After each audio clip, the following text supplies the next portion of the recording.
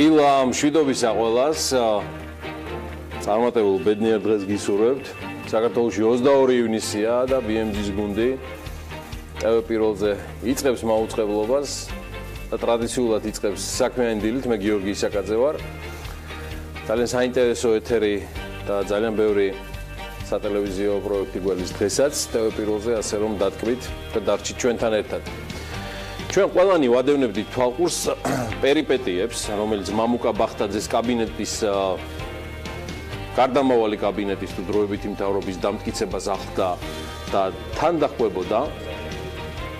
ცხადია ჩვენი ინტერესის და თქვენთვის ინფორმაციის შესაბამისი ანალიტიკის აქცენტირებულ სფეროს ეკონომიკა, ფინანსები წარმოადგენდა, ხო და გამონაკლისი აქ არ იყო კიდევ ერთი თემა, რომელიც გახდა დებატების. იდეაში წავე დებატების საგანიც, თუმცა აი კეთილების მოკითხვამდე საქმე არ მისულა, მადლობა ღმერთს.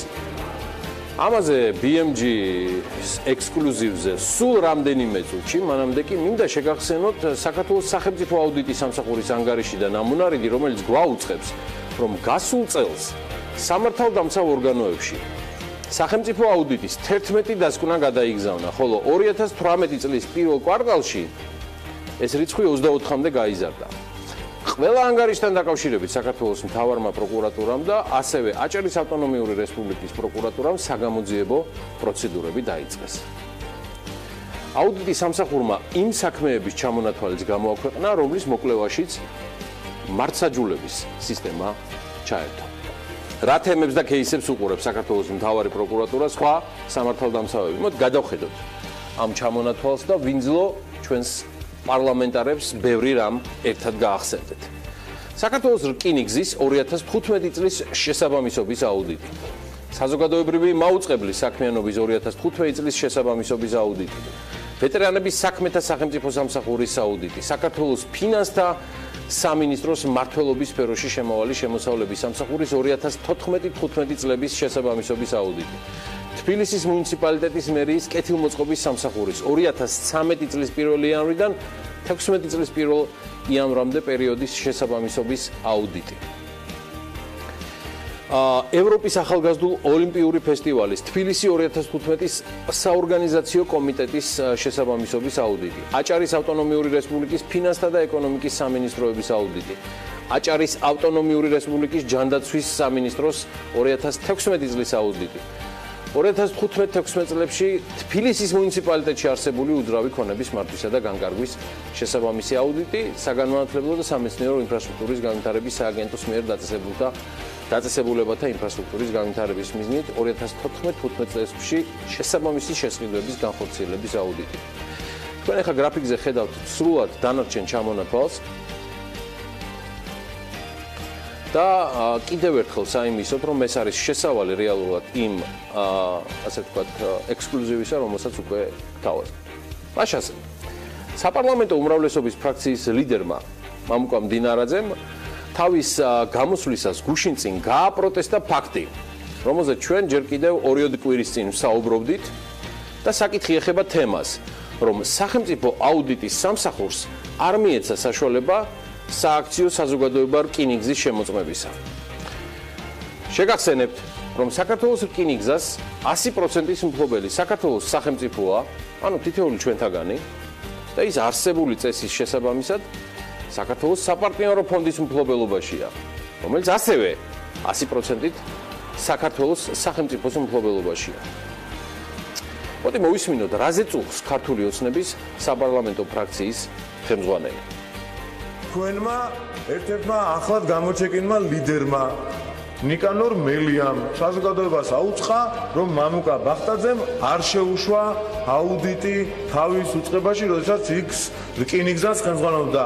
ილაპარაკა რაღაცები სასამართლოც ახსენა, იქ არსებული რაღაც დავას ახსენა, მიედო, მაგრამ საზოგადოებას შეეცადა, რომ დარჩენოდა საბეჭდილება და დასკვნა შეიძლება გამოგეტანა ისეთი, რომ ამ უწყებაში ვერ შევიდა აუდიტის სამსახური. მე მოვიძიენ შესაბამისი მასალები, გამოდის რომ თურმე შეუმოწმებიათ და თურმე თქვენ მორიგ ჯერზე კიდევ ძალიან ბინძურად იტყუებით.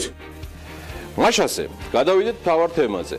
და ამ კითხვის მთავარი თემა არის სად ტყუის ან ამბობს სიმართლეს მამუკა მდინარაძე.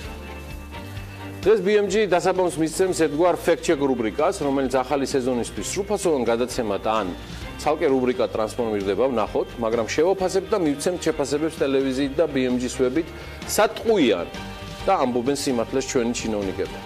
ამ შემთხვევაში ვსაუბრობთ მამუკა მდინარაძეზე და მის მიერ გამოთქმულ ფრაზაზე, რომ მამუკა ბახტაძეს მმართველობის პირობებში რკინიგზის შესამოწმებლად არ შეუშვეს სახელმწიფო აუდიტის სამსახური. მაშასე, ჩვენ ექსკლუზიურად მოვიპოვეთ დოკუმენტი, რომელიც აკარწყლებს და სრულად ადასტურებს ამ ტყუილ მართალს, რომელიც ამ თემის ირგვლივ არსებობს და მასზე ჩვენ ორ კვირაზე მეტია ვსაუბრობთ. დოკუმენტი მოგვაწოდა წყარო, რომელსაც ინკოგნიტოდ სურს დარჩენა და ეს დოკუმენტი არა აქვს არც პოლიტიკოსებს, რადგან ერთის მხრივ არ იქნებოდა ამდენი სიცრუის ტირაჟირება უმრავლესობის მხრიდან და მეორეს მხრივ არც მათი ოპონენტები ნაციონალური მოძრაობიდან გაუშვებდნენ შანსს ხელიდან აეფარებინათ ეს დოკუმენტი თავისი პოლიტიკური ოპონენტებისთვის, თუნდაც მამუკა მდინარაძისთვის. თბილისის საქალაქო სასამართლოს სხდომა მიმდინარე წლის მარტში შედგა. ეხლა უკვე დაზუსტებით შემიძლია გითხრათ თარიღით. ეს იყო 19 მარტს. მოსამართლე გახლდათ ქალბატონი ნინო ჭალიძე, ხოლო სხდომის მდივანი იყო ბეჟან ნემსაძე. აუდიტის სამსახურს, როგორც მოსარჩელე მხარეს, სხდომაზე წარმოადგენდნენ ნონა ესართია და სალომე ქიმერიძე, ხოლო მოპასუხე მხარე გახლდათ ვინ? აბა თუ გამოიცნობთ. დიახ, საქართველოს რკინიგზა, სააქციო საზოგადოება საქართველოს რკინიგზა, რომელსაც წარმოადგენდნენ სიმონ ფარცხალაიშვილი და თინათინ პეტრიაშვილი. ეს რაც შეეხება მონაწილე პერსონალებს. ეხლა გადავიდეთ თავად საქმეზე. რას იხილავდა ისედაც გადატვირთული საქართველოს საქალაქო, უკაცრავად თბილისის საქალაქო სასამართლო. საქმე ეხება ადმინისტრაციული ჯარიმის დაკისრებას. ეს ჯარიმა 1000 ლარს შეადგენს, რომელიც შესაბამისი ოქმით იქნა გამოწერილი აუდიტის სამსახურის მიერ საქართველოს რკინიგზის მიმართ და გაინტერესებთ მიზეზი? აი ეს უკვე ალბათ ყველაზე მეტად ქართული ოცნების საპარლამენტო ფრაქციის ხელმძღვანელს დაინტერესებს, რომელსაც ვერ მოუკითხავს ჯერონად. დიახ, ასე ამბობს და მოდი კიდევ ერთხელ მოვისმინოთ მამუკა მდინარაძის სინქრონი. მოვიძიენ შესაბამისი მასალები, გამოდის რომ თურმე შეუმოწმებიათ და თურმე თქვენ მორიგ ჯერზე კიდევ ძალიან ბინძურად იტყუებით. ტყუილ მართალზე სულ მალე, მანამდე კი დეტალები და ამონარიდები სასამართლო დადგენილიდან. სასამართლომ გამოარკვია, რომ სახელმწიფო აუდიტის სამსახურმა 2017 წლის 11 დეკემბრის ნომერ 1084 მე-14 წერილით აცნობა საქართველოს რკინიგზას, რომ აუდიტის სამსახური განიხილავდა კომპანიის მიერ სატვირთო გადაზიდვების მართვის ეფექტიანობის აუდიტის 2018 წლის გეგმაში შეტანის საკითხს.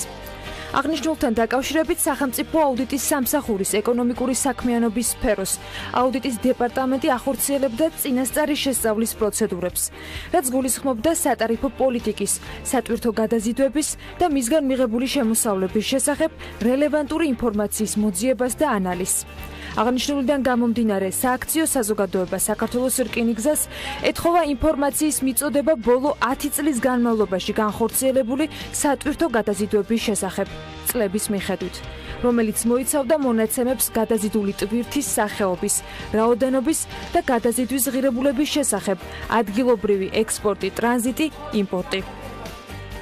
ანუ აუდიტის სამსახური ამბობს, რომ ბოლო 10 წლის განმავლობაში არსებული მასალის შესწავლა უნდოდა, შორის სისხლიანი 9 წლის ეპიზოდებიდან თუ კეზერაშვილის ეპიზოდიდან, როგორც ამაზე პრემიერ-მინისტრობის ჯერ კიდევ კანდიდატი ბახტაძე საუბრობდა საპარლამენტო ტრიბუნიდან, მოკლედ საქართველოს რკინიგზამ ბევრი იფიქრა თუ ცოტა, ერთ თვეში აი ასეთი პასუხი დაუბრუნა სახელმწიფო აუდიტის სამსახურს, რომ სააქციო საზოგადოება საქართველოს რკინიგზის 2018 წლის 18 იანვარს 323 წერილით კომპანიამ სახელმწიფო აუდიტის სამსახურს აცნობა.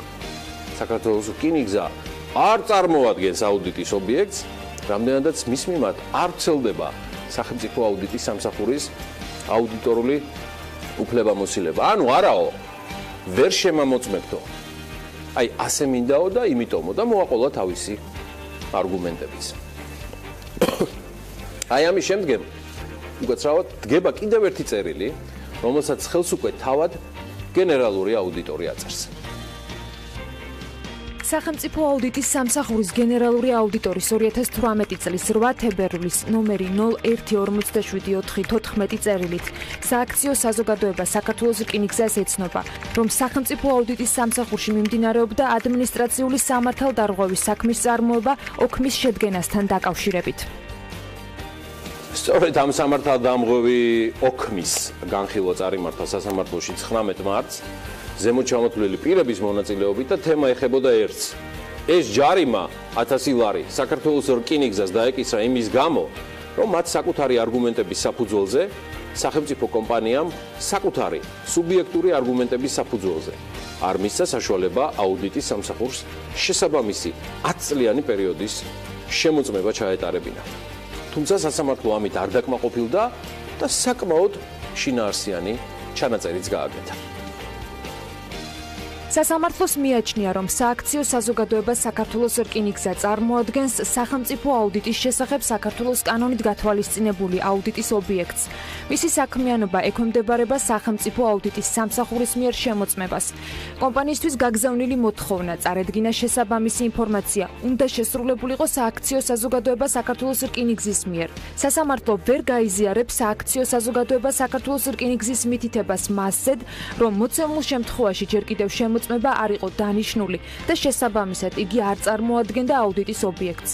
სახელმწიფო აუდიტის სამსახურმა კომპანიას მოსთხოვა ინფორმაცია სწორედ იმ მიზნით, რომ ჯეროვნად მომხდარიყო აუდიტის დაგეგმვა და შემდგომი განხორციელება. აღნიშნულში ხელის შეშლა უპირობოდ წარმოადგენს სახელმწიფო აუდიტის შესახებ საქართველოს კანონის 271 მუხლით გათვალისწინებულ ქმედებას. აი ამ ყველაფრის შემდეგ სასამართლომ შემდეგი დადგენილება, ანუ განაჩენი გამოსცა. სააქციო საზოგადოება საქართველოს რკინიგზა ცნობილ იქნეს სამართალდამრღვევად სახელმწიფო აუდიტის სამსახურის შესახებ საქართველოს კანონის 271 მუხლით და ადმინისტრაციული სახდელის სახით დაედოს ჯარიმა 1000 ლარის ოდენობით. დადგენილება შეიძლება გასაჩივრდეს საჩივრით თბილისის სააპელაციო სასამართლოს ადმინისტრაციულ საქმეთა პალატაში დადგენილების გამოტანიდან 10 დღის ვადაში. მაშასე გადავედით BMG-ის ფექტ-ჩეკის პირველი თემის საბოლოო, ანუ სავერდიქტო ნაწილზე. სატყუის ან ამბობს სიმართლეს ქართული ოცნების საპარლამენტო ფრაქციის ლიდერი. Repetitio est mater studiorum. გამეორება ცოდნის დედა, ეს ჯერ კიდევ 25 წლის წინ მასწავლა. ჩემმა ბუმბერაზმა მასწავლებელმა ვაჟაბერიძის სახით და მოდი ერთხელ კიდევ მოусმინოთ მამუკა მდინარაძეს. თქვენმა ერთ-ერთმა ახლად გამოჩეკინმა ლიდერმა ნიკანორ მელიამ საზოგადოებას აუწყა, რომ მამუკა ბახტაძემ არ შეუშვა აუდიტი თავის უწყებაში, როდესაც იქ რკინიგზას ხელმძღვანელობდა. ილაპარაკა რაღაცები სასამართლოც ახსენა, იქ არსებული რაღაც დავას ახსენა, მიედო, მაგრამ საზოგადოებას შეეცადა, რომ დარჩენოდა სტაბილურობა და დასკვნა შეიძლება გამოგეტანა ისეთი, რომ ამ უწყებაში ვერ შევიდა აუდიტის სამსახური. მე მოვიძიე შესაბამისი მასალები ბატონი ნიკანორის გამოსვლის შემდეგ და შემიძლიათ გაჩვენოთ 2017 წლის 22 მარტი. ეს არის რკინიგზასთან დაკავშირებული შესაბამისობის აუდიტის ანგარიში 2015 წლის საანგარიშო პერიოდზე. გამოდის, რომ თურმე შეუმოწმებიათ და თურმე თქვენ მორიგ ჯერზე კიდევ ძალიან ბინძურად იტყუებით. საპარლამენტო მე არ ვიცი რა მოიძია ან რა ვერ მოიძია ნიკანორ მელიამ, მაგრამ აი საპარლამენტო ფრაქციის თავმჯდომარე აპელირებს, რომ მოიკლია, მოიძია და ვერ ნახა პრეცედენტი, რომ აუდიტის სამსახურის შეშვება არ შეშვება სახელმწიფოს კუთვნილ ობიექტზე და კერძოდ საქართველოს რკინიგზაში, სააქციო საზოგადოება რკინიგზაში შეფერხებულიყო. დღეს BMG-ის ვებგვერდზე სრულად აიტვირთება სასამართლოს ეს დადგენილება, რომელიც ამტკიცებს და ადასტურებს სრულიად საპირისპიროს. და ეს არის ჩვენი თემის გაგრძელება, რომელიც 2-ოდე კვირის წინ ტირაჟირებდა BMG-ის ეთერში. სასამართლო ადასტურებს საქართველოს რკინიგზის არასამართლებრივ ქმედებას და მას ამის გამო ჯარიმასაც აკისრებს.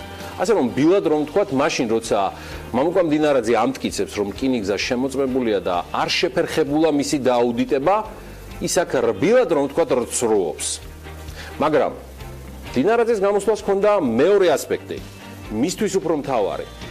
რათა ეს კითხვის ვექტორი მოეშორებინა მომავალი პრემიერ-მინისტრისთვის, მამუკა ბახტაძისთვის, რომ მისი მმართველობის პირობებში აუდიტის სამსახურის შესვლა არ აკრძალულა. მამუკა ბახტაძე საქართველოს ფინანსთა მინისტრის პოზიციაზე დაინიშნა 2017 წლის 13 ნოემბრიდან. მან დატოვა საქართველოს რკინიგზის დირექტორის პოსტი და ამბობენ ჩამოშორდა რკინიგზასო, თუმცა ჩვენ ხელთ სხვა ინფორმაციებია, რომ რკინიგზის მმართველობა და მარშრუტების განკონტროლება კვლავ ბახტაძეს პრეროგატივა გახდა. კვლავ ციფრებს და უпростоრად თარიღებს და რიცხვებს დაუბრუნდეთ. აუდიტის სამსახური პირველად რკინიგზის შემოწმებაზე მიმართავს 2017 წლის 11 დეკემბერს, ანუ დაახლოებით ერთ თვეში მას შემდეგ, რაც ბახტაძემ ფორმალობებით, ასე ვთქვათ, სრული ფორმალობების დაცვით დატოვა საქართველოს რკინიგზა და უკვე საქართველოს ფინანსთა მინისტრია. შესაბამისად, იმის ხელაღებით მტკიცება, რომ ბახტაძემ პირდაპირ შეაფერხა აუდიტის სამსახურის შემოწმების პროცესი, აზრს მოკლებულია.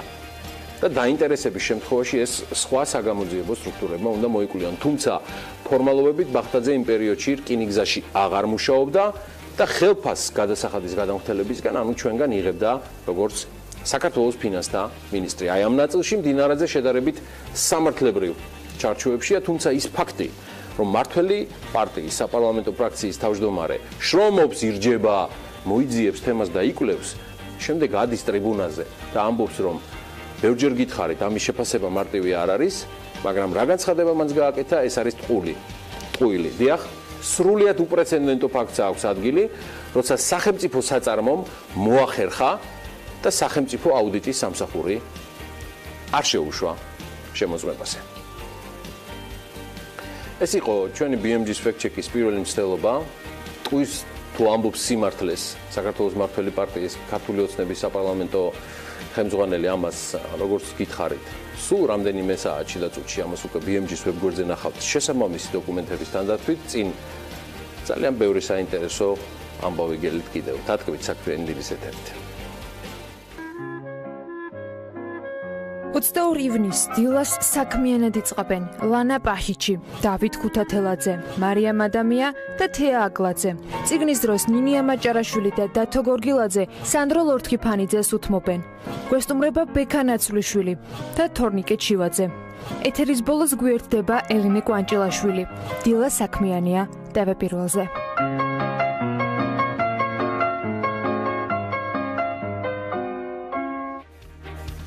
დრო ანა ლაპიაშვილი შემოგიერთეთ თქვენ საქმიანი დილის მაყურებლებს. ანა, დილამშვიდობის, აბა რა ამბები გვაქვს? დილამშვიდობის გიორგი, ამერიკული ამბების დავიწყოთ. უძველესმა ამერიკულმა კომპანიამ General Electric-მა Dow Jones-ის ინდექსი დატოვა. მრავალ პროფილური კომპანია ინდექსის შემადგენლობაში 1907 წლიდან უწყვეტად ირიცხებოდა. ის ინდექსი Dow Jones Industrial Averages შემავალ 30 კომპანიიდან ერთ-ერთს წარმოადგენდა. Standard & Poor's-ი Dow Jones-ის ინდექსში აღნიშნავს, რომ დღეისთვის ეკონომიკა მკვეთრად განსხვავდება 100 წლის წინანდელი ვითარებისგან, როცა სამრეწველო ბიზნესი მსოფლიოში აღარ თამაშობს ისეთ მნიშვნელოვან როლს, როგორც ეს ადრე იყო.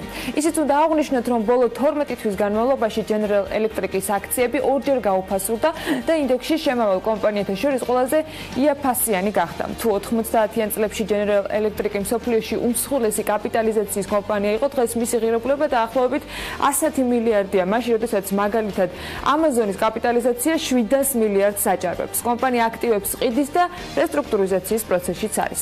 მსოფლიოს უმდიდრესი ადამიანის ჯეფ ბეზოსის ქონება ბოლო ერთ თვეში კიდევ 5 მილიარდით არის გაზრდილი. CNBC-ის ინფორმაციით, მსოფლიოს უმდიდრესი ადამიანის ქონებამ 141 მილიარდ 900 მილიონ დოლარს მიაღწია.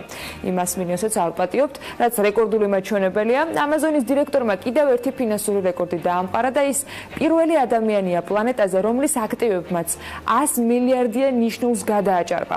ბეზოსის ქონება 49 მილიარდით მეტია ბილ გეიტსის ქონებაზე და 60 მილიარდით აღემატება უორენ ბაფეტის აქტივებს. გლობალური კომპანიების მასშტაბებს ვერ წდება ჩემო ანა ის ცვლილება, მაგრამ აი ესეთი ამბებია. საყვალიეში თელიანმა ველმა საქართველოს საფონდო ბირჟა დატოვა. მენეჯმენტის გადაწყვეტილებით ბირჟაზე კომპანიის დელისტინგი 20 ივნისიდან შევიდა ძალაში. კომპანია საგრძნობლად გაიზარდა. ბოლო 2 წლის განმავლობაში ფაქტობრივად გასამაგდა, ვიწყებთ სტრუქტურულ ცვლილებებს და ვფიქრობთ ამ პროცესში არ იქნებოდა კომპანიის აქციები ლიკვიდური. აი ამას აცხადებს თელიანი ველის დირექტორი შოთა ხობელია.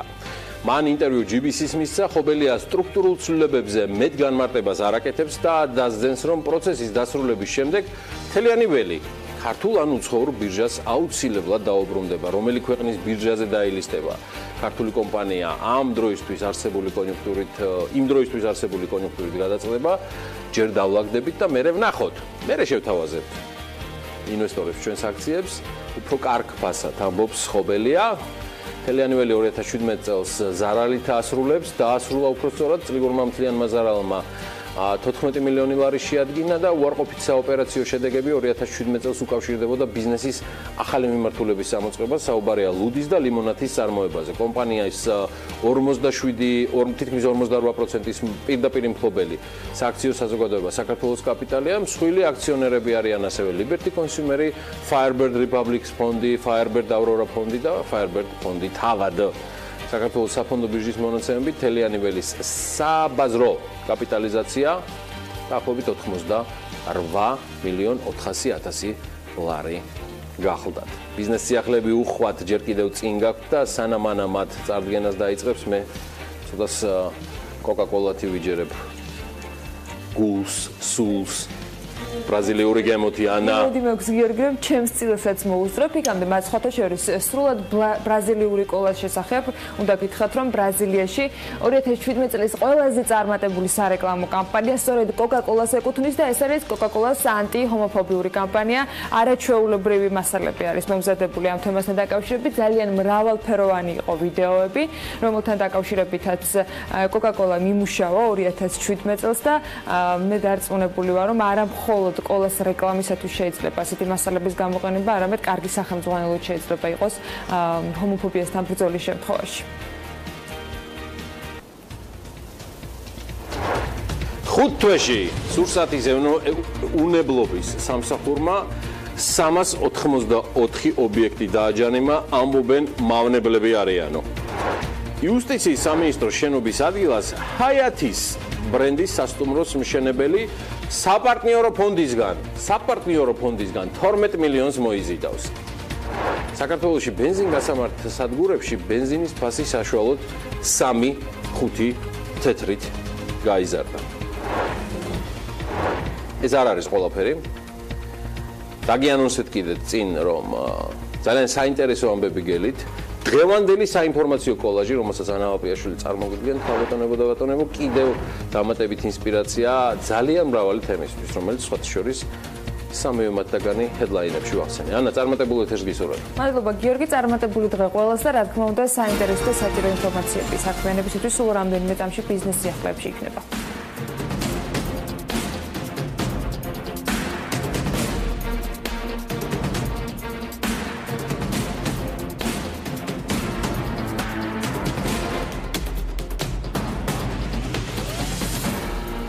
თვეში სურსათის უნებლობის სამსახურმა 1701 კვების ობიექტი შეამოწმა, საიდანაც 384 ობიექტი დაჯარიმდა.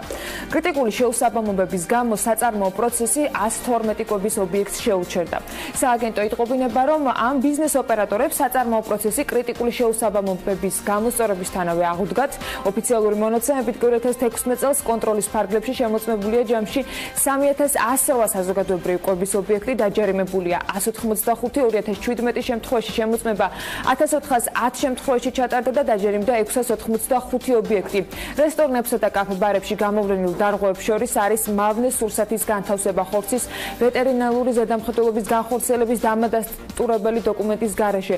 სურსათის მიკვლევადობასთან დაკავშირებით მოთხოვნების შეუსრულებლობა, არაკრიტიკული შეუსაბამობების გაცემული მითითებები, კრიტიკული შეუსაბამობების დაფიქსირების გამო კი საწარმოო პროცესის შეჩერებები ფიქსირდება. სახელმწიფო კონტროლისათვის ხელი შეშლის ფაქტები, ეტიკეტირების წესის დარღვევა, ვადაგადუსული სურსათის რეალიზაცია და ასე შემდეგ. მოკლედ, გამოვლენილ დარღვევებზე ჯარიმების ოდენობა 200-დან 1200 ლარამდე მერყეობდა. დარღვევებია თითქმის ყველა მიმართულებით. 2018 წლის 5 თვის მონაცემებით ისევ სურსათის უნებლობის სამსახურმა 60 სკოლის ბუფეტიდან 54 სკოლამდელი აღზრდის დაწესებულების კვების ბლოკი დააჯარიმა. 60-დან 54. გამოვლენილ დარღვევებს შორის არის დახლზე მავნე სურსათის განთავსება და ისეთი პირის საქმიანობა, რომელიც არ იყო დარეგისტრირებული ბიზნეს ოპერატორად. ოფიციალური ინფორმაციით ადგილი ჰქონდა სახელმწიფო კონტროლისათვის ხელი შეშლასაც და კრიტიკული შეუსაბამობების დაფიქსირების გამო საწარმოო პროცესის შეჩერებასაც. 2016 წელს სახელმწიფო კონტროლის ფარგლებში 820 სკოლის ბუფეტი და 2416 სკოლამდელი აღზრდის დაწესებულების კვების ბლოკი შემოწმდა. დაჯერიმდა 10 სკოლის 22 საბავშვო ბაღის კვების ბლოკი. 2017 წელს 929 სკოლის და 2713 ბაღის კვების ბლოკის შემოწმების შედეგად კი დაჯერიმებულია 72 სკოლის და 89 სკოლამდელი აღზრდის დაწესებულების კვების ბლოკი. ბათუმში სტუდენტების 150 ადგილიანი საერთო საცხოვრებელი აშენდება. აჭარის სამთავრობის ინფორმაციით მშენებლობა 2017 წლის ოქტომბერში დაიწყო და 2018-ის ბოლოს უნდა დასრულდეს. დაიწყო ბათუმის შოთა რუსთაველის უნივერსიტეტის ახალი სასწავლო კორპუსის მშენებლობაც, რომელზეც ადგილობრივი ბიუჯეტიდან 2.700.000 ლარია გამოყოფილი. შენობა სამსართულიანი იქნება 27 აუდიტორიით და დარბაზით. ახალი კორპუსი შეზღუდული შესაძლებლობის მქონე პირებისთვისაც იქნება ადაპტირებული. რუსთაველი პროფექტი, რომელიც იუსტიციის სამინისტროს შენობის ადგილზე ჰაიატის ბრენდის სასტუმროს აშენებს, საპარტნიორო ფონდისგან 12 მილიონს მოიზიდავს. კომპანიის დირექტორის მინდია გადაევის განცხადებით, ფონდთან თანხის გამოყოფაზე მოლაპარაკებები თითქმის დასრულებულია. მისი თქმით, მიმდინარეობს მხარეებს შორის ფინანსური ხელშეკრულების განხილვა, რომელსაც გარკვეული წინაპირობები გააჩნია და ზაფხულის ბოლომდე ეს ხელშეკრულება გაფორმდება. გადაევის ცნობით, ამ ეტაპზე შენობაში სამუშაოები არ მიმდინარეობს, რადგან კომპანიის ჯერ საინვესტიციო პაკეტის სრულად შევსებას სურს. რის შემდეგ სამუშაოების შესრულებაზეც უნდა გადავიდნენ, ასევე არ დაწყებულა საერთაშორისო საფინანსო ინსტიტუტებისაგან უკვე მოზიდული 39 მილიონი დოლარის გახარჯვა, ხოლო ის სამუშაოები, რაც კომპანიამ უკვე გასწია, საკუთარი სახსრებით არის დაფინანსებული. ჰაიატ თბილისის ბრენდის სასტუმროს მშენებლობის დასრულება მისი დაწყებიდან 30 თვეში უნდა მოხდეს. პროექტის საინვესტიციო ღირებულება 75 მილიონი დოლარია. კომპანია, რომელიც ბავშვთა ქალაქ მზიურის რეაბილიტაციას მოახდენს, ივნისის ბოლოს უნდა დასრულდეს. მუნიციპალური განვითარების ფონდს ჯერ კიდევ გასული წლის დეკემბერში გამოცხადებულ ტენდერში გამარჯვებული ამ დრომდე არ გამოუვლენია. მიუხედავად იმისა, რომ საკუთარი წინადადებები 6-მა დაინტერესებულმა კომპანიამ წარადგინა. 9 მილიონ ლარად შეფასებული ტენდერი თითქმის 5 თვეა შერჩევა შეფასების სტადიაშია. BMG-ის მუნიციპალური განვითარების ფონდში განუცხადეს, რომ მზიურის რეაბილიტაციის პროექტთან დაკავშირებით მოლაპარაკებები მიმდინარეობს მერიასთან და არ არის გამორიცხული, რომ პროექტს გარკვეული სამუშაოები დაემატოს, შეთანხმების შემდეგ კი გამარჯვებულით დასახელდება. პირველი ივლისიდან სახელმწიფო უწყებების და იურიდიული პირების კუთვნილი ავტომობილების პერიოდული ტექნიკური ინსპექტირება დაიწყება. პერიოდული ტექნიკური ინსპექტირების შეუფერხებელი გავლა კი საქართველოს მასშტაბით მოქმედ 32 აკრედიტებულ პერიოდული ტექნიკური ინსპექტირების ცენტრშია შესაძლებელი. როსნეფტი 10 წელიწადში ნავთობის დეფიციტს აანონსებს. კომპანიის ხელმძღვანელმა პროგნოზი აქციონერთა წლიურ შეხვედრაზე გააკეთა. ნავთობის დეფიციტი მოთხოვნილების გადამეტება მიწოდებაზე შეფასებულია წლიურად 750 მილიონი ტონის დონეზე 2025 წლისათვის. ეს იგორ სეჩინმა თქვა. მან ასევე აღნიშნა, რომ ნავთობზე მოთხოვნა გაიზრდება ძირითადი კომპანიების მოპოვების დაცემის ფონზე. სანამ პროგნოზებთან დაკავშირებით გათვლები კეთდება, ამასობაში საქართველოში ბენზინგასამართ სადგურებში ბენზინის ფასი საშუალოდ 3-5 თეთრით გაიზარდა. BMG-ის ნავთობპროდუქტების იმპორტიორთა კავშირში განუმარტეს, რომ ბოლო დღეებში ფასები იმპორტიორებმა ყველა სახის პროდუქტზე გაზარდეს, ამის მიზეზი კი საერთო ბაზარზე ნავთობპროდუქტების ფასების ზრდა სახელდება. საერთაშორისო ფასები ნავთობპროდუქტებზე S&P-ის მიხედვით მარტის თვიდან დღემდე გაზრდილია საშუალოდ 90-100 დოლარით ტონაზე, ანუ 17-18%. ბენზინის შემთხვევაში 600 დოლარიდან 700 დოლარამდე, დიზელის საწვევის შემთხვევაში კი 560 დოლარიდან 645 დოლარამდე, ანუ 15%-იანი ზრდა. ფასების მატებამ პიკს მაისში მიაღწია, როდესაც ბენზინის საშუალო ფასმა თვის განმავლობაში 730 დოლარი შეადგინა ტონაზე, ხოლო დიზელის შემთხვევაში 680 დოლარი დაფიქსირდა ტონაზე. ვერაკობალია Sandstorm-ის დირექტორი გახდა, ის კომპანიებს აფინანსებს, რომელიც ოქროს მოძიების პროცესში კაპიტალს ეძებენ, შედეგად კი კომპანია მოპოვებული პროდუქციიდან პროცენტს იღებს. Sandstorm-ის პორტფელში 184 როიალტი სამოლოდი კომპანია პორტფელის გაფართოებას გეგმავს, ის 2008 წელს არის დაფუძნებული.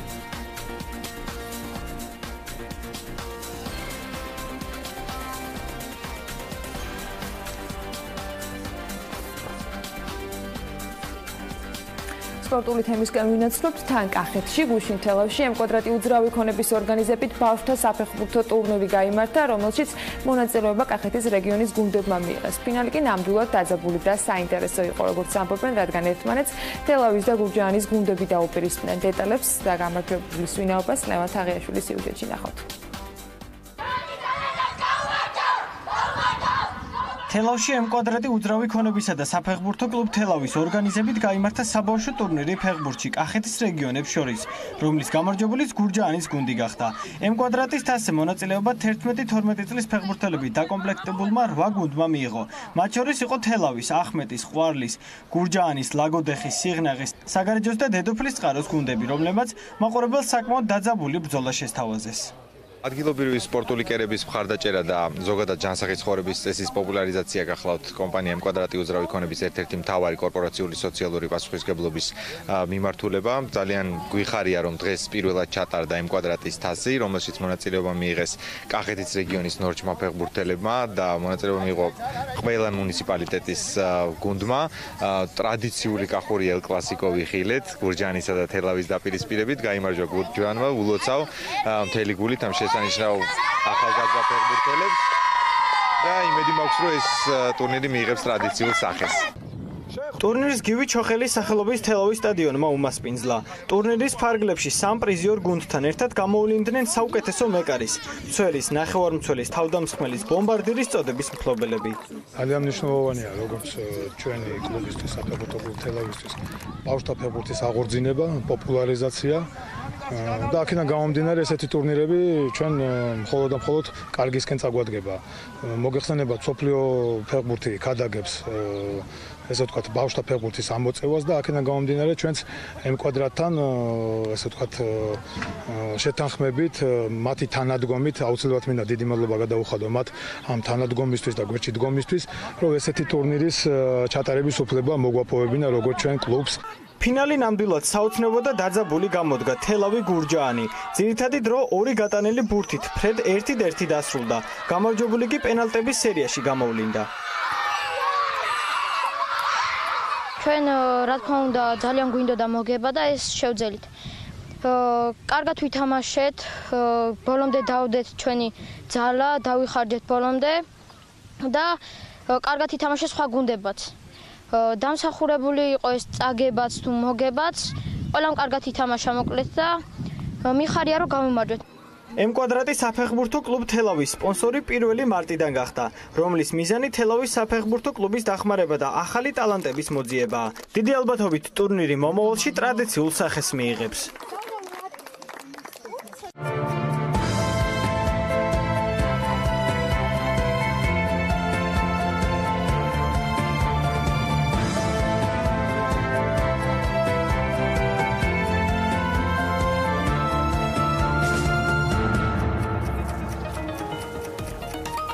დოლარი მცირედით გამყარდა, მაგრამ ნიშნული იგივეა 2 ლარი და 45 თეთრი ღირსეთი დოლარი, დოლარი ლარისხილი სწორედ ეს არის.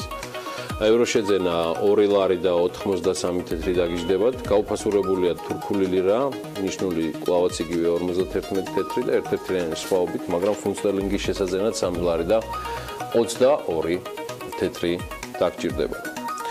ჩვენ უკვე იდეაში შეგვიძლია გაცილებით განჭრედად პროგნოზზე გავიდეთ, წინ ძალიან საინტერესო მიმოხილვები კიდევ გველის, თუმცა მანამდე ალბათ ერთ-ერთი ყველაზე მოთხოვნადი და საინტერესო, ეს მაინც გარემოს ეროვნული სააგენტოს ინფორმაცია არის ამინდის პროგნოზთან დაკავშირებით, სწორად იყო, ნუ ნერვიულობს საეთერო. მას ანა ლაპიაშვილი წარმოგიდგენთ, ამინდის პროგნოზის დროა საქმიანი დილაში.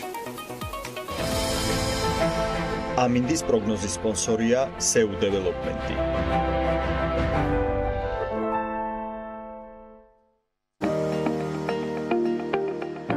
ამინდის პროგნოზის სპონსორია სადაზღვევო კომპანია უნისონი.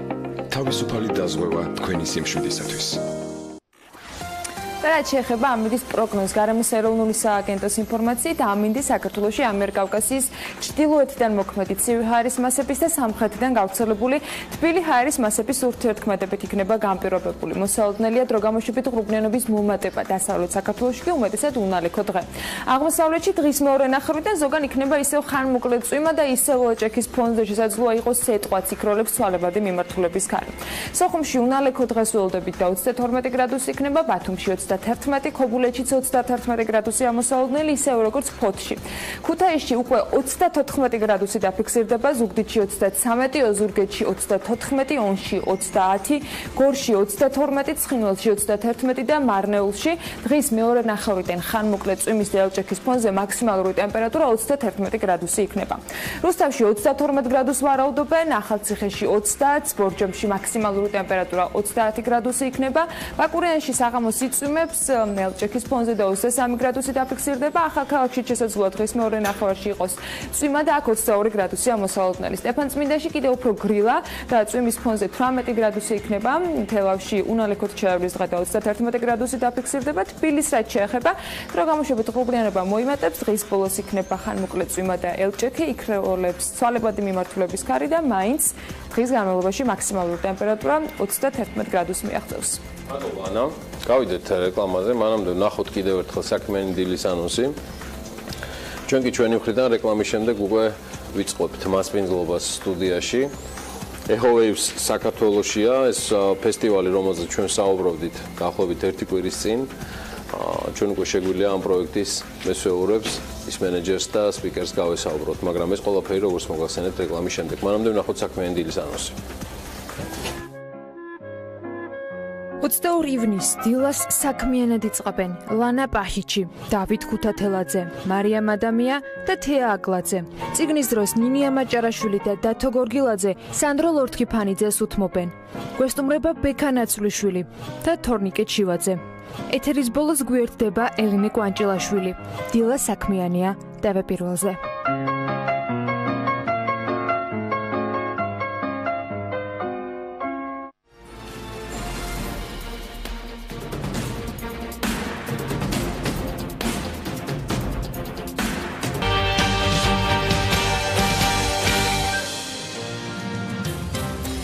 აგვისტოდან 26 აგვისტოს ჩათვლით ანაკლიაში მუსიკალური ფესტივალი Echowaves გაიმართება, რომელშიც მონაწილეობას 150-ზე მეტი არტისტი მიიღებს. ფესტივალი ცნობილი ევროპული ბრენდის Exit-ის ქოლგის ქვეშ არის დაგეგმილი, რომელიც 2014 წელს ევროპის საუკეთესო ფესტივალადაც აღიარეს. თავად Exit-ი კი 2000 წელს დაარსდა და მას საფუძველი დიდი სტუდენტური მოძრაობის შედეგად დაედო, რომელიც სერბეთში დამოუკიდებლობისათვის მოსაპოვებლად იბრძოდა.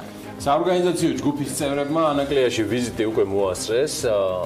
გაიცნდნენ ტექნიკურ დეტალებს, ინფრასტრუქტურულ დეტალებს, ძალიან ბევრს, ასე ვთქვათ და მოკლედ მოიარეს ყველაფერი და ეხლა საქმიანი დილის სტუდიაშიც მოვიდნენ. მასპინძლობთ ლანა პაჰიჩს, იგი Echowaves-ის პროექტის მენეჯერია და ჩვენთან ერთად არის დავით ქუთათელაძე, იგი Echowaves-ის პროექტის სპიკერია, მათ ბულვარის ტერიტორიებიც მოიარეს, სოციალური ზუსტად ის ადგილები, სადაც ფესტივალის სცენები და სხვა ინფრასტრუქტურა უნდა განთავსდეს. სტუმრები ჩვენთან ერთად არიან და დროა დავიწყოთ საუბარი. ლანა, დავით. Hi.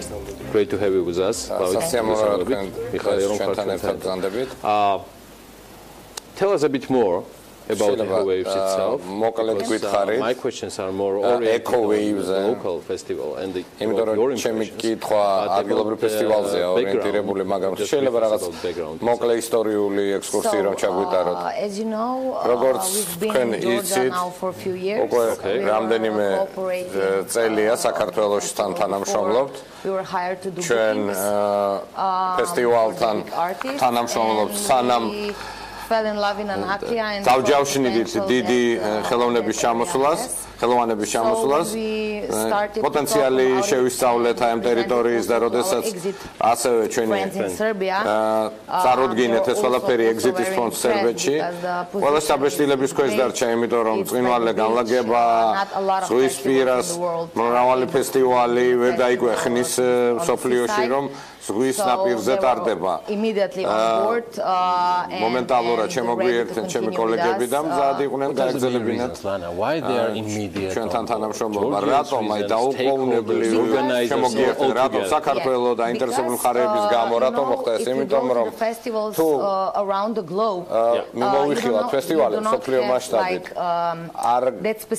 არსებობს ესეთი კონკრეტული, ესეთი ხშირად ვერ ნახავ ესეთ ლამაზ და მიმხრობლავ ტერიტორიას ფესტივალისთვის, სამი აეროპორტია, ზღვის ნაპირზეა, სხვა ევროპულ დიდ ქვეყნებთან არსებობს კავშირი და შეგვიძლია მრავალი საერთაშორისო სტუმარი მოგზაური ჩამოვიყვანოთ, იმიტომ რომ ადამიანები როდესაც ზაფხულში ეძებენ დასვენების ადგილს, შეგვიძლია შევთავაზოთ ეს ადგილი, ზღვა, მუსიკა, ფესტივალი, ეს ყველაფერი supervising or monitoring, I mean the same თქვენ ახდენთ ზედამხედველობას და მონიტორინგს. Tell me about your impressions for 2018. How we are ready? ანუ როგორ ვარ მზად 2018 წლის ფესტივალის გასამართად. ჩვენ მზად ვართ, იმიტომ რომ მრავალი საერთაშორისო პარტნიორია საქმეში ჩართული, მათ დიდი გამოცდილება აქვს ფესტივალების ჩატარების სასოფლიო გარშემო. ერთ-ერთი ყველაზე დიდი ევროპული სამოგზაურო სააგენტო მოვიწვიეთ. მისი მესაკუთრეები ულტრა ევროპის ფესტივალის ერთ-ერთი ყველაზე დიდი ფესტივალის დამფუძნებლები არიან და ამოცანა ასევე საერთაშორისო ვიზიტორების მოზიდვა. და ულტრაზე რამდენიმე წელიწადში მოახდინეს დაახლოებით 140 ქვეყნიდან ადამიანების მოზიდვა, რათა ულტრას დასწრებოდნენ ავსტრალიიდან, ნორვეგიიდან, კანადიდან, თითქმის მთელი მსოფლიოდან და ეს გახლავთ ასევე ძალიან დიდი გამოწვევა მათთვის, საქართველოსთვისაც და რახან გამოწვევა მას უნდა თვალი გაუსწოროთ. რამდენიმე კითხვას კიდევ დაგისვავთ. რამდენიმე წუთში დავით ქუთათელაძესთან ვინაცვლებთ, ლანას დაუბრუნდებით, იმიტომ რომ ახლა გოგას ყურავა ყავს ხურზე, ჩვენი სანდო პარტნიორები და მეგობრები, რომლებითაც გარეშე წარმოუდგენელია ჩვენს უცხოელ სტუმრებთან საუბარი. დავითთან ამის საჭიროება არ აგვაქვს, გამომდინარე იქიდან, რომ თემაშიც არის და რაც თავარია გვეტყვის მეც Echowaves-ზე, რომლის იგი ამ პროექტის სპიკერია და მინდა ერთგვარად დავით მაინც გავიმეორო კითხვა, რაც ლანასთან მქონდა, რა აქცევს Echowaves საიმისოთ, რომ რა აქცევს მას მიზიდულობად, მოდი ესე ვთქვათ, ეს სტეიქჰოლდერების თემა, გუნდის, საქართველოს, ან თუ მაინც მე პირადად თქვენთან შეხვედრისთვის რომ ემზადებოდი, ეს მგონია, რომ ყველაფერი ამის ერთობლიობაა, მაგრამ თქვენგან უფრო მეტი მინდა ვიცოდე. რა თქმა უნდა, ერთობლიობა არ არის კონკრეტულად ერთი რაღაცის გამო, ვთქვათ, გამორჩეული, ეს ლანამ როგორც თქვა უკვე არის, ვთქვათ, ზღვის პირას არის, გარდა ამისა თვითონ ფესტივალი არ იქნება ერთგვაროვანი მუსიკით. თქვათ, ანუ იქნება ძალიან ბევრი სხვადასხვა მუსიკალური ჟანრი, იქნება როგორც ლაივ ბენდები, ვთქვათ, დაუკრავენ, ასევე რა თქმა უნდა ელექტრონული მუსიკა, იქნება ხუთი სცენა და ამ ხუთივე სცენაზე სულ სხვადასხვა მიმართულების მუსიკა გაჟღერდება და ეს მნიშვნელოვანი არის, ხო, რომ ყველა მუსიკის ჟანრის მოყვარულს შეიძლება გემოვნების კი ფესტივალს დაესწროს, ის სიამოვნოს დაუწყარი შთაბეჭდილებებით ქართველებზე თუ უცხოელ სტუმრებს მართალი აღენიშნა მისი მდებარეობა, თუნდაც იგივე ევროპის სხვა ქვეყნებთან მარტივი კომუნიკაციის ქუთაისის აეროპორტიდან გამომდინარე, მაგრამ თქვენ ვისელოდებით დღეს თუ გვაქვს რა მონაცემები იგივე სტუმრებთან დაკავშირებით ბილეთების გაყიდვის ტენდენციები თუ ვიცით რომ თქვა საზღვარგარეთიდან ყიდულობენ და რა არის რეალურად თქვენი სტუმრებისათვის გადამწყვეტი იმ ლაინაპსაც მინდა რომ ცოტა ვისაუბროთ, რომელიც უკვე დაგეგმილი არის ამ დროისათვის. რა თქმა უნდა, ლაინაპი ერთ-ერთი მნიშვნელოვანი არის, ისეთი სახელები, თქვათ, როგორც არის სოლომონი, იგივე ტრიკი,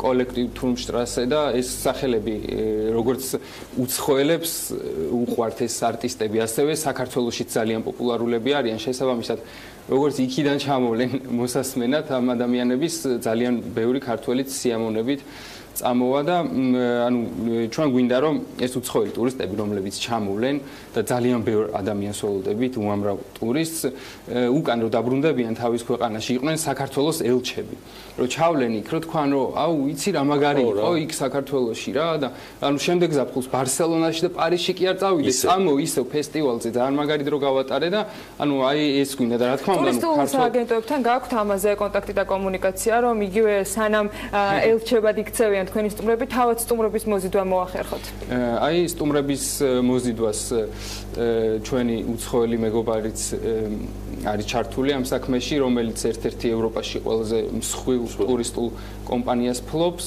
და რა თქმა უნდა კი ამაზეც მიდის ჯამში ამდენი სტუმრის მასპინძლობა შეგეძლება 15000-მდე ადამიანს საშუალოდ ისე ველოდები წარმატებები ძალიან მაგარია 15000-ის მიღება რასა მნიშვნელოვანი ამბავია კი რა თქმა უნდა და ანუ ქართველ მსმენელსაც ანუ ესა გათვლა არ არის მარტო ტურისტი რაღაცა ელჩად დაუშვათ ასევე გვინდა რომ ქართველი მსმენელი ვინც მოვა და მოყვარული ამ ფესტივალების რომ რაღაც პერიოდის მერე აი რომ გაიხსენოს რომ ბაბუ ამას ისეთი არაპირდაპირი ეფექტებია კი დავდიოდი Echowaves ეხა თქვენთან ეგრე ვეღარ არის და ანუ ყველას Lana taking into consideration the format of our TV show which is more like business oriented and it's a business morning show Galsens format უფრო business our resume question was business the expectations how many tourist visitors დავით დაუსვი კითხვა მოლოდინზე რამდენი სტუმარი ჩამოვა რამდენს უმასპინძლებს საქართველოში 2018 წლის Echowaves-ზე ანუ David absolutely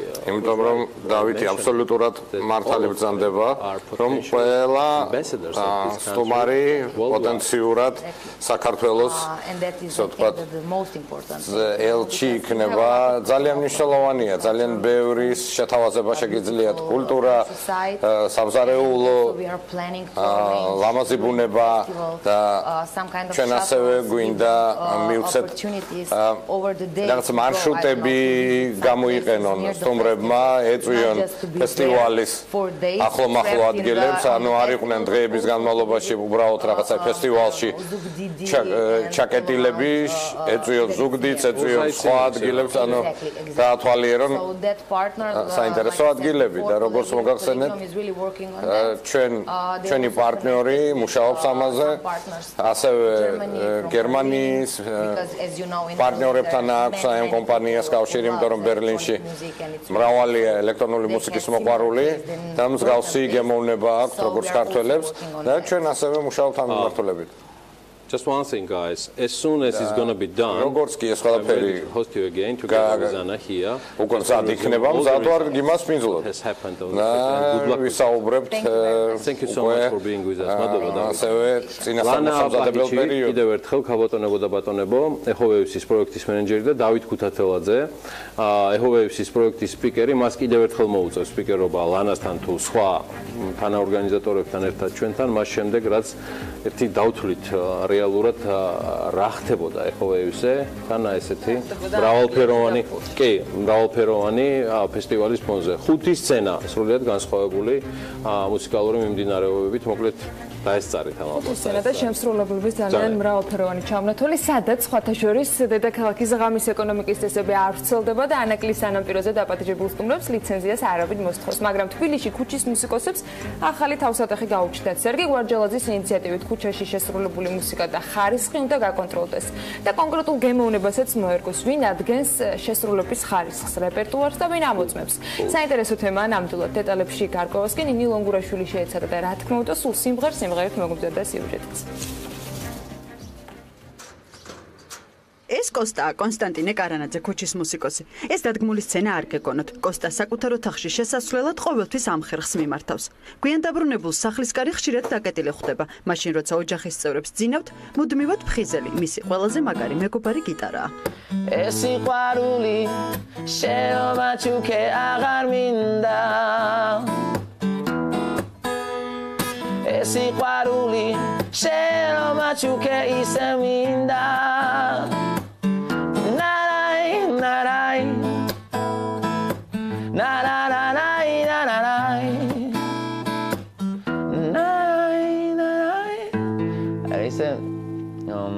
ძალიან მიყვარს ეს სიმღერა. სერგისაც ძალიან დიდ პატივს ვცემ, რა თქმა უნდა, როგორც მუსიკოსს.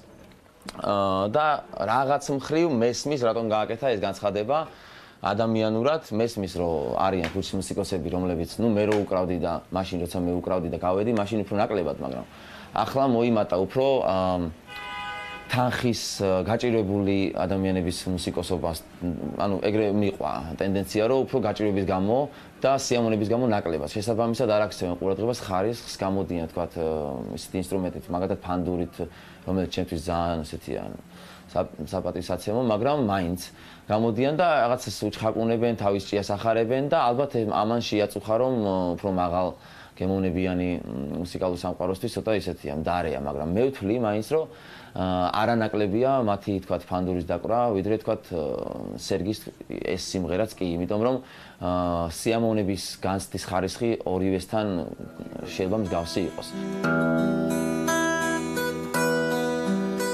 კოსტა კარგი მუსიკოსია შესაბამისად მისი მუსიკა ტურისტებზე კარგ შთაბეჭდილებასაც ტოვებს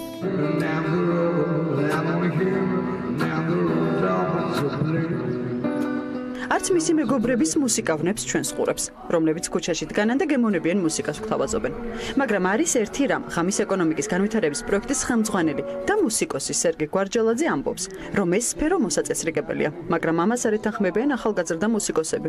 და როგორც არ უნდა ჟღერდეს იქამდე, სანამ ქუჩის მუსიკოსები გარკვეულ რეგულირებას დაემქვემდებარებიან, თბილისის ყველა უბანში სერგი გვარჯალაძის ერთ-ერთი სიმღერა Artificial Love ისმის.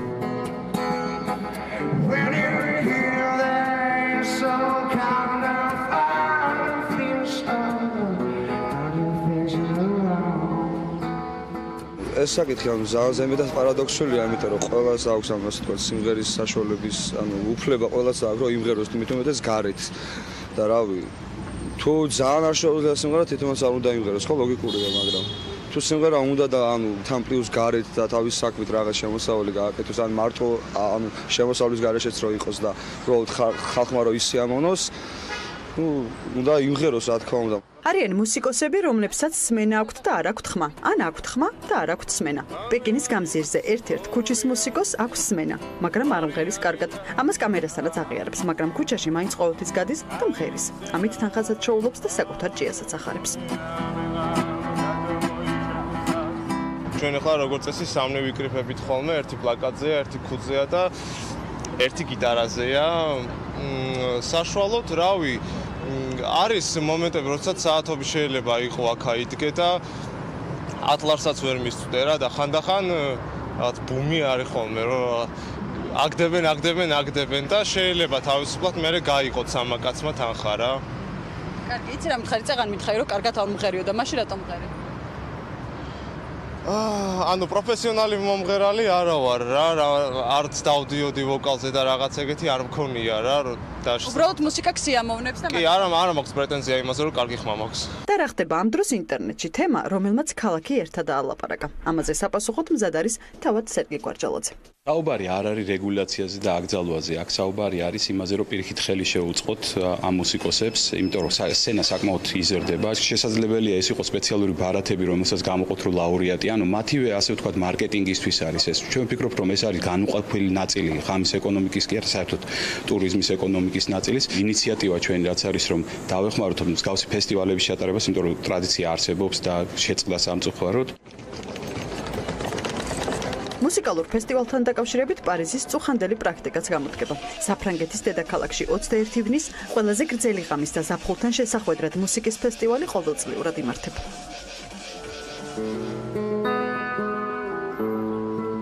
ასე რომ გემოვნებაზე არ დაობენ და მუსიკა ყოველთვის ყველას ათავისუფლებს.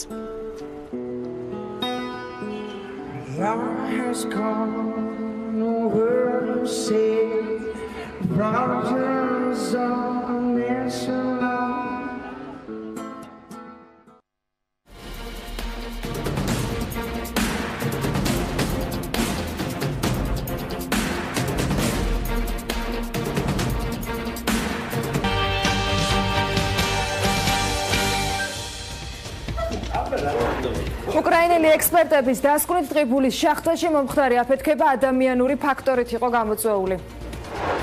უნდა იყოს თუ არა სამედიცინო დაწესებულებების უმეტესობა კერძო ჯანდაცვის მინისტრის პოზიცია კლინიკების მენეჯერებს შეაფასებინეთ. თბილისში ღამის ეკონომიკის განვითარების გეგმები და ხედვები სერგი გვარჯალაძისგან. ბიზნესი ახლებით განმოგზაურებს საქმიან დილას უკრაინელმა ექსპერტებმა ტყიბულის ქვანახშირის მომპოვებელ შახტაში შრომის უსაფრთხოების სტანდარტები შეისწავლეს. ექსპერტები საქართველოში პროფესიული კავშირების გაერთიანების თავმჯდომარის მოწვევით იყვნენ ჩამოსულები და მინდელი სახელობის შახტაში, სადაც 5 აპრილს მომხდარი ტრაგედიის დროს 6 მუშა დაიღუპა, სამთო გეოლოგიური და სამთო ტექნიკური პირობები განიხილეს. რადგან საწარმოდან გარკვეული დოკუმენტები საგამოძიებო ორგანოებს აქვთ გადატანილი, ალტერნატიული კვლევის შედეგად სრულყოფილი დასკვნა ვერ მომზადდა, როგორც პროფესიული კავშირების გაერთიანებაში ამბობენ, კვლევის ფარგლებში მომზადებული 21 გვერდიანი დოკუმენტი დასკვნების გაკეთების შესაძლებლობას იძლევა. გარკვეული რეკომენდაციები ნამდვილად იქნა დადებული, თუმცა მინდა გაცნობოთ, რომ ეს რეკომენდაციები ჩვენთვის არ ახალია. რეალურად მთავარი აეროსაგაზო სისტემის დაცვა ეს უკვე მაისის თვიდან ექსპლუატაციაში არის შეშვებული საწარმოში, თუმცა ეს იმას არ ნიშნავს, რომ 2018 წელს ვიზრუნეთ ჩვენ ამისთვის. რას გვაძლევს ეს სისტემა? ეს არის ნებისმიერი მომწამლავი შახტაში ნებისმიერი მომწამლავი აირის დეტექციის სისტემა, რომელიც ცენტრალიზებულად ახდენს ინფორმირებას უკვე ზედაპირზე და ასევე თითოეულ ადამიანს, რომელიც ჩადის შახტაში, აქვს ინდივიდუალური კოორდინატორი, რომელიც აკონტროლებს ამ ადამიანების მდებარეობას, მათ მდგომარეობას. ბაკურიანში მრავალსართულიანი პარკინგის მშენებლობის ინტერესს 3 კომპანია გამოხატავს. ურბანული რეკონსტრუქციისა და განვითარების პროექტის ფარგლებში კურორტზე პარკინგის მშენებლობას ევროპის საინვესტიციო ბანკი აფინანსებს. საპროექტო და სამშენებლო სამუშაოებისათვის კი 14,9 მილიონი ლარია გათვალისწინებული. კომპანია ჯავა პროექტის განხორციელებას მუნიციპალური განვითარების ფონდს 25 მილიონ 800,000 თავაზობს. კომპანია ბლექსი გრუპი 18 მილიონ 200,000, ხოლო ბილდ ინდუსტრი 12 მილიონად შეასრულებს სამუშაოს ტენდერი ამ ეტაპზე შერჩევა შეფასების სტადიაშია. სამედიცინო დაწესებულებების 85% კერძო მომგებიანია, რაც უპრეცედენტოდ ნეგატიურია. ასეთია ახლა უკვე ჯანდაცვის მინისტრის დავით სერგეენკოს პოზიცია, რომელიც მან ჯანდაცვის მინისტრობის კანდიდატის რანგში პარლამენტარების წინაშე დააფიქსირა. მინისტრს ამ საკითხზე საუბრისას საერთაშორისო პრაქტიკა მოჰყავს, მაგალითად და ამბობს, რომ შტატებსა და ევროკავშირში კლინიკების უმრავლესობა ან სახელმწიფო საკუთრებაში, ან არამომგებიან დაწესებულებას წარმოადგენს. სერგეენკო ხაზს უსვამს, რომ მას საქართველოში კერძო კლინიკების საწინააღმდეგო არაფერი აქვს, რადგან თავის დროზე მათ მომსახურების ხარისხი ასწიეს, თუმცა ცვლილებებს ამ მიმართულებით მაინც საჭიროდ მიიჩნევს. BMG-მ ამ თემაზე აზრი, რა თქმა უნდა, სამედიცინო დაწესებულებებთანაც მოიკითხა. კერძო კლინიკა გულისხმომძღვანელი ანზორმელია სერგეენკოს ინიციატივას მიესალმება. ის ამბობს, რომ საყოველთაო ჯანდაცვის ამოქმედების შემდეგ ქვეყანაში უამრავი დაწესებულება გაიხსნა, რომელიც ვერ აკმაყოფილებს სტანდარტს. ექიმი ფიქრობს, რომ ამის გამო ან ლიცენზიების აღება უნდა გართულდეს, ან სახელმწიფო სხვა ხერხით უნდა ჩაერიოს თემაში. კერძო კლინიკა პინეოს წარმომადგენელი ზაზა სინაურიძე კი სერგეენკოს ინიციატივას უარყოფითად აფასებს და აცხადებს, რომ წლების განმავლობაში კარგად გამოჩნდა, როგორ მდგომარეობაში იყო საავადმყოფოები სახელმწიფო საკუთრებაში ყოფნისას. კოლეგებისგან განსხვავებული აზრი რესპუბლიკური საავადმყოფოს გენერალურმა დირექტორმა დააფიქსირა. საავადმყოფოს ხელმძღვანელი მინისტრს ეთანხმება და ის ამბობს, რომ სახელმწიფო კერძო პარტნიორობით შექმნილი სამედიცინო დაწესებულება საუკეთესო გამოსავალია, რასაც კარგად იყენებს განვითარებული მსოფლიო. მიუხედავად იმისა, რომ სერგეენკო PPP პროექტის ინიციატივით გამოდის, ფაქტია, რომ სახელმწიფო უკვე რამდენიმე წელია ვერ ახერხებს ინვესტორის მოძიებას სამი საავადმყოფოს პროექტის განვითარებისათვის, რომელიც რესპუბლიკურ საავადმყოფოსთან ერთად ბავშვთა ინფექციურს და ონკოცენტრს მოიცავს.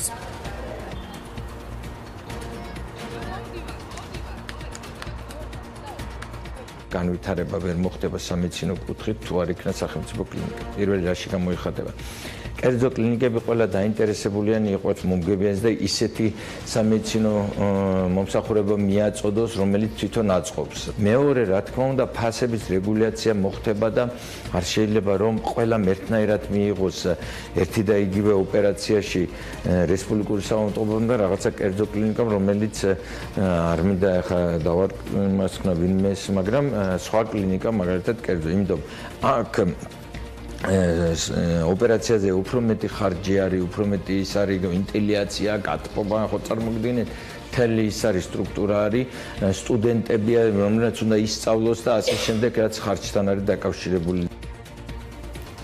უმრავლესობის წევრი აკაკი ზოიძე საკუთარი გუნდის წევრს დავით სერგენკოს მხარს უჭერს და ამბობს, რომ თავისუფალი ბაზრის პრინციპი ჯანდაცვაში არ მუშაობს. ხოლო 2013 წელს ეს გზა სახელმწიფომ იმის გამო აირჩია, რომ ჯანდაცვაზე ხელმისაწვდომობა გაეზარდა. პოლიტიკური პარტია გირჩიკი სერგენკოს აკრიტიკებს და იქ ამბობენ, რომ თუ სახელმწიფო სურს ხარისხის აწევა კლინიკებში, მაშინ ლიცენზიის აღების რეგულაციები უნდა გაამკაცროს და არა ეგრეთ წოდებული ეტალონური კლინიკის ჩამოყალიბების იდეით გამოდიოდეს. ყველა კლინიკას არ უნდა ქონდეს ნებართვაინებში. სამრეცხავებში გახსნილი კლინიკები არ შეიძლება იყოს ეგრეთ წოდებული სამქროები, რასაც ვეძახი და სარდაფებში გახსნილი არ შეიძლება იყოს მაღალი ხმის შეუძლებელია რომ იყოს ასე დიდი მონდომება იყოს, იმიტომ რომ ძალიან ელემენტარულ ინფრასტრუქტურულ თუ პროცესების კუთხით მოთხოვნას არ აკმაყოფილებს. ასე რომ გზა და რეფორმა სწორი არის ის, რომ ჩვენ მაქსიმალურად ხელი შევუწყოთ იმას, რომ ხარისხის ორიენტაცია გავაკეთოთ, შევიდეთ კონტრაქტირებით დაფინანსების ახალი მექანიზმით, რომელიც იქნება ერთიანი ყველასათვის, იქნება სახელმწიფო გადამხდელი პაციენტი თუ კერძო სადაზღვევო კომპანია. ერთი ქვეყანა მაინც გვაჩვენა, რომელსაც აქვს ანალოგიური ეკონომიკური მაჩვენებლები და აქვს ისეთი ჯანდაცვის სისტემა და ისეთი ჯანდაცვის მაჩვენებლები, როგორც საქართველოს. და ეს დამსახურება არის იმისი, რომ საქართველოს კლინიკების უდიდესი ნაწილი არის ერთმანეთთან კონკურენციაში. ჯანდაცვის მინისტრს ბატონ სერგენკოს აქვს აბსოლუტურად პირიქით წარმოდგენა ყველაფერზე და ეს გამომჟღავნდა დაწყებული საყოველთაო ჯანდაცვით და დამთავრებული იმ რეგულაციებით, რომელსაც ეტაპობრივად ის ნერგავს ამ წლების განმავლობაში, რაც სინამდვილეში ხელს უშლის ამ სფეროს განვითარებას. თბილისის მერია ღამის ეკონომიკის პროექტის ფარგლებში გლდანის რაიონის განვითარებას გეკმავს. IPN-თა ღამის ეკონომიკის განვითარების პროექტის ხელმძღვანელი ამბობს, რომ რაიონს განვითარების პოტენციალი აქვს. გლდანში არის ობიექტები, რომლებიც ღამეც მუშაობენ, თუმცა კვების ობიექტები უმეტეს შემთხვევაში საშაურმეებია, აღნიშნავს ის. ერთადერთი კულტურული დაწესებულება აქ ახმეტელის სახელობის თეატრია, მაგრამ ამ რაიონს აქვს განვითარების პოტენციალი რამდენიმე ადგილზე დარჩენილია, მათ შორის ძველი ამფითეატრი. არის საშუალება, რომ მაგალითად შევიდეს მოძრავი კინოთეატრი და ღია ცის ქვეშ ვაჩვენოთ ძველი კლასიკური კინოფილმები, რომელსაც მაღალი სალიცენზიო გადასახადი არ სჭირდება. ამას აუცილებლად გავითვალისწინებთ სტრატეგიაშიც, აღნიშნავს ის. ჩვენი რეკომენდაცია ასევე იქნება მაქსიმალურად მრავალფეროვანი და უნიკალური ტიპის ღონისძიებები განავითაროთ, რომელიც არა მარტო თბილისისთვისაა უნიკალური, საერთაშორისო დონეზეც პოზიციონირებადი იქნება და ჩვენი მიზანია მაქსიმალურად შევეცადოთ დეცენტრალიზაცია მოხდეს გარეუბნებშიც საინტერესო და აქტიური გავხადოთ.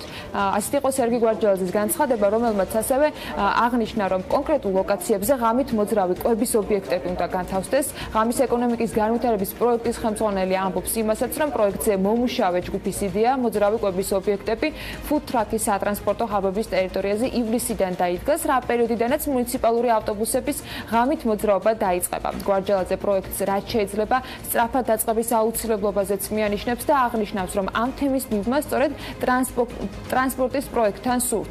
თუმცა არის რამდენიმე მნიშვნელოვანი საკითხი მოსაგვარებელი, მათ შორის სურსათის უვნებლობის, პარკირების, გარევაჭრობის, ელექტროენერგიით მომარაგების და ასე შემდეგ.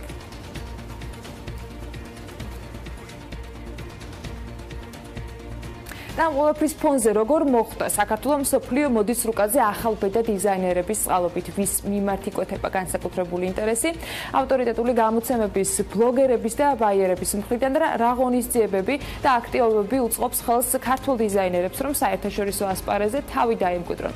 ამაზე მარიამ ადამიანმა და ანუკა ჯოხაძე მიმუშავეს. სასაუბროდ ახლა ისინი პირდაპირ ეთერში გვერდებიან. მარიამ დილამშვიდობის. დილამშვიდობის. ანუ ვიდრე ანუკა შემოგვერდება თემაზე სასაუბროდ, მანამდე ვიტყვი, რომ თბილისი ბოლო წლებში ქართველი დიზაინერების დამსახურებით კრეატიულობის კულტურულ ეპიცენტრად იქცა და წამყვანი გამომცემლობების, სოციალური მედიის ნიუსფიდების, ქუჩის მოდის ფოტოგრაფების, მაღაზიებისა და მსოფლიო მოდის ინდუსტრიის მრავალი წარმომადგენლის ყურადღების ცენტრში მოექცა. ამის მიზეზი Mercedes-Benz-ის მოდის კვირეულია ერთკვირიანი ღონისძიება, რომელსაც არაერთი ნიჭიერი დიზაინერი წარმოაჩენს საკუთარ თავსაც და კოლექციასაც საქართველოს სხვადასხვა კუთხიდან. ღონისძიების კორპორატიული სპონსორი გერმანული ავტომწარმოებელი კომპანია Mercedes-Benz-ია, რომელიც რომელიც ანალოგიურ ღონისძიებებს სხვა ნაკლებად ცნობილ ადგილებში ჩატარებს. ამ ყველაფრით კი ამტკიცებს იმას, რომ ავანგარდული პროპაგანდისტული მოდა მსოფლიოს ნებისმიერ ადგილას შეიძლება იქმნებოდეს და ხელს უწყობს მოდის გლობალურ სპონსორულ პლატფორმად ჩამოყალიბებას. თემაზე სასაუბრად ახლა პირდაპირ ეთერში ანუკა ჯოხაძე შემოგვერდეს. ანუკა, რა ინფორმაციას ფლობს შენ უშუალოდ ამ თემასთან დაკავშირებით? მარიამ, გამარჯობა. ცალკე აღნიშნოს ღირსია ის ფაქტი, რომ საერთაშორისო აღიარების მიღწევა გამოწვევებით სავსე რთული გზაა, რომლის გავლაც ბევრ დამწყებ დიზაინერს უწევს. განსაკუთრებით კი ისეთი ქვეყნიდან, როგორიც საქართველოა.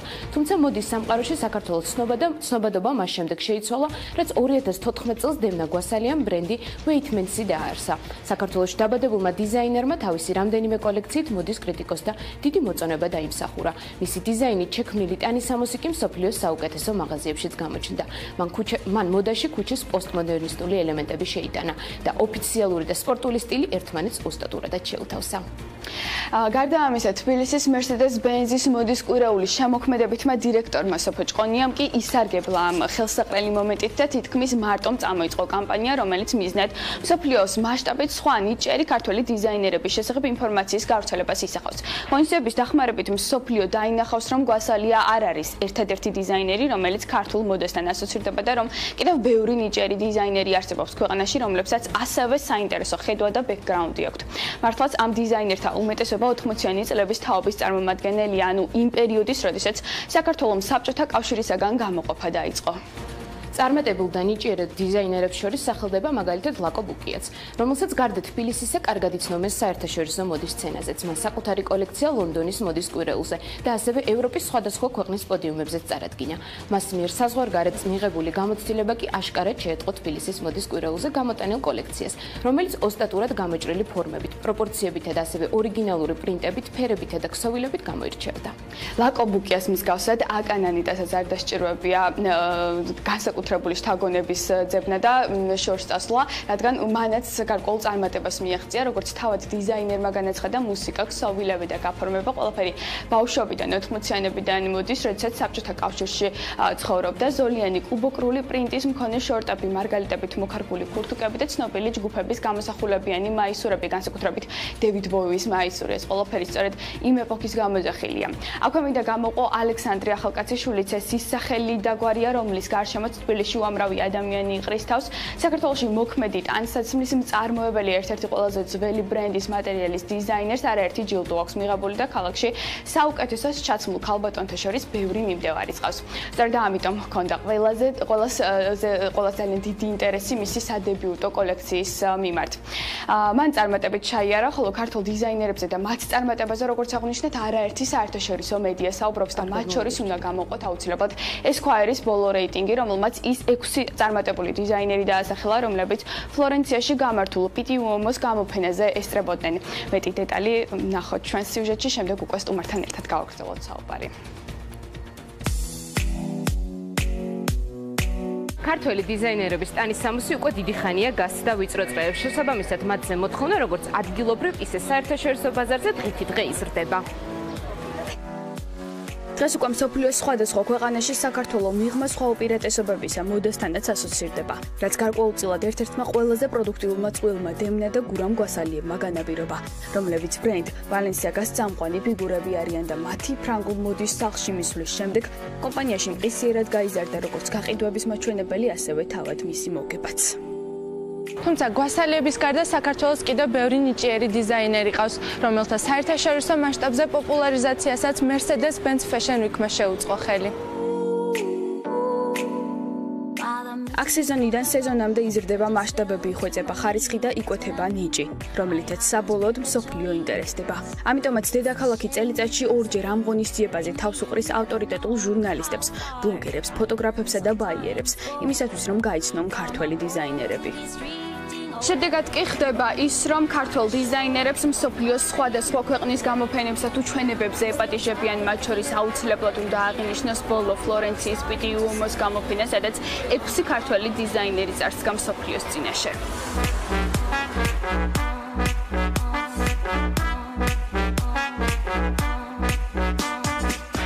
მათ შორის ირაკლი რუსაძეც. ეს არის ბრენდი, რომლის შესახებაც ხმებმა ოკეანის მიღმაც მიაღწია და მის მიერ შექმნილ ტანისამოს არაერთი ცნობილი ამერიკელი ატარებს. ბრენდის შესახებ კი ისეთი გამოცემები საუბრობენ, როგორებიც არის მაგალითად ვოგი და ელე. სოფლიო ყურადღების ცენტრში მოხვდა ასევე ბრენდი ვასკა და მისი დამფუძნებელი ვასილ ტაპადაძეც, რომლის ნამუშევრები ძირითადად ვინტაჟური იაპონური სტილის იშვიათი მასალისაგან მზადდება და აქვს როგორც ქალბატონების, ასევე მამაკაცების ხაზი. კიდევ ერთი დიზაინერი გოლა დამიანია, რომელიც ერთ სტილში აერთიანებს ვიქტორიანულ ეპოქასა და სპორტულ ელემენტებს. ამიტომაც მისი კოლექციები გენდერული ნიშნის მიხედვით არ განსხვავდება. რიგით მეხუთე ქართველი დიზაინერი, რომელმაც ფლორენციაში გამოფენაზე საკუთარი კოლექცია წარმოადგინა, დატუნა ნიკოლაიშვილია, რომლის ტანისამოსში მთავარ როლს მინიმალიზმი თამაშობს. ინტელექტუალური მოდა ასე მოიხსენიებს მედია დატუნას ნამუშევრებს, მას კი ქართველ ფიბი ფაილოსაც ეძახიან.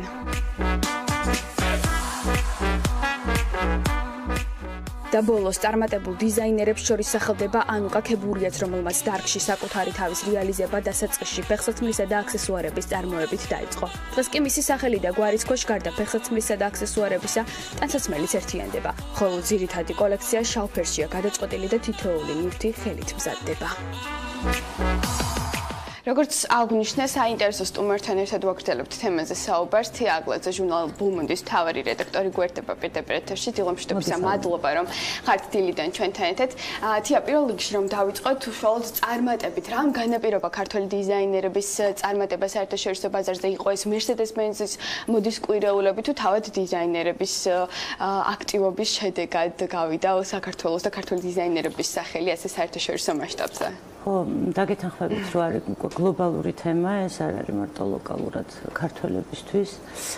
ეს დიდი ხნის წინ დაიწყო ეს ისტორია, არ დაწყებულა 4 წლის წინ, თუმცა იმან რომ ეს დემნას კანტრია ძალიან დაგვეხმარა, ესე მოიხსენიებენ ზუსტად საქართველოს და საერთაშორისო რუქაზე ერთ-ერთი მნიშვნელოვანი ადგილი უჭირავს და თითქმის ყველა გამოცემა აღნიშნავს ქართველი დიზაინერების კრეატიულობას, მათ უწინასწარმეტყველებს ძალიან კარგ მომავალს. ამაში რა თქმა უნდა დაგვეხმარა დემნა, მაგრამ ეს პლატფორმა, რომელიც ახლა განვითარდა და კიდევ უფრო აპირებს განვითარებას, სოფოს ვიცი რომ ბევრი გეგმა აქვს და არა მარტო ამ კუთხით, საგანმანათლებლო კუთხითაც, აი მეც ჩართული ვარ რაღაც პროექტში, რომელიც შეიძლება განმავითაროთ და მოვიწვიოთ ძალიან საინტერესო ადამიანები, ვისთანაც გვექნება ესეთი საინტერესო შეხვედრები, თქვათ როგორც წელს იყო გოგა რუბჩის. აი თქვენ როგორც სფეროში ჩართული ადამიანი, რით შეიძლება გამოარჩიოთ ქართველი დიზაინერები უცხოელებისგან, რით ვართ განსაკუთრებული, რით ვაკეთებთ საკუთარი თავის პოპულარიზაციას?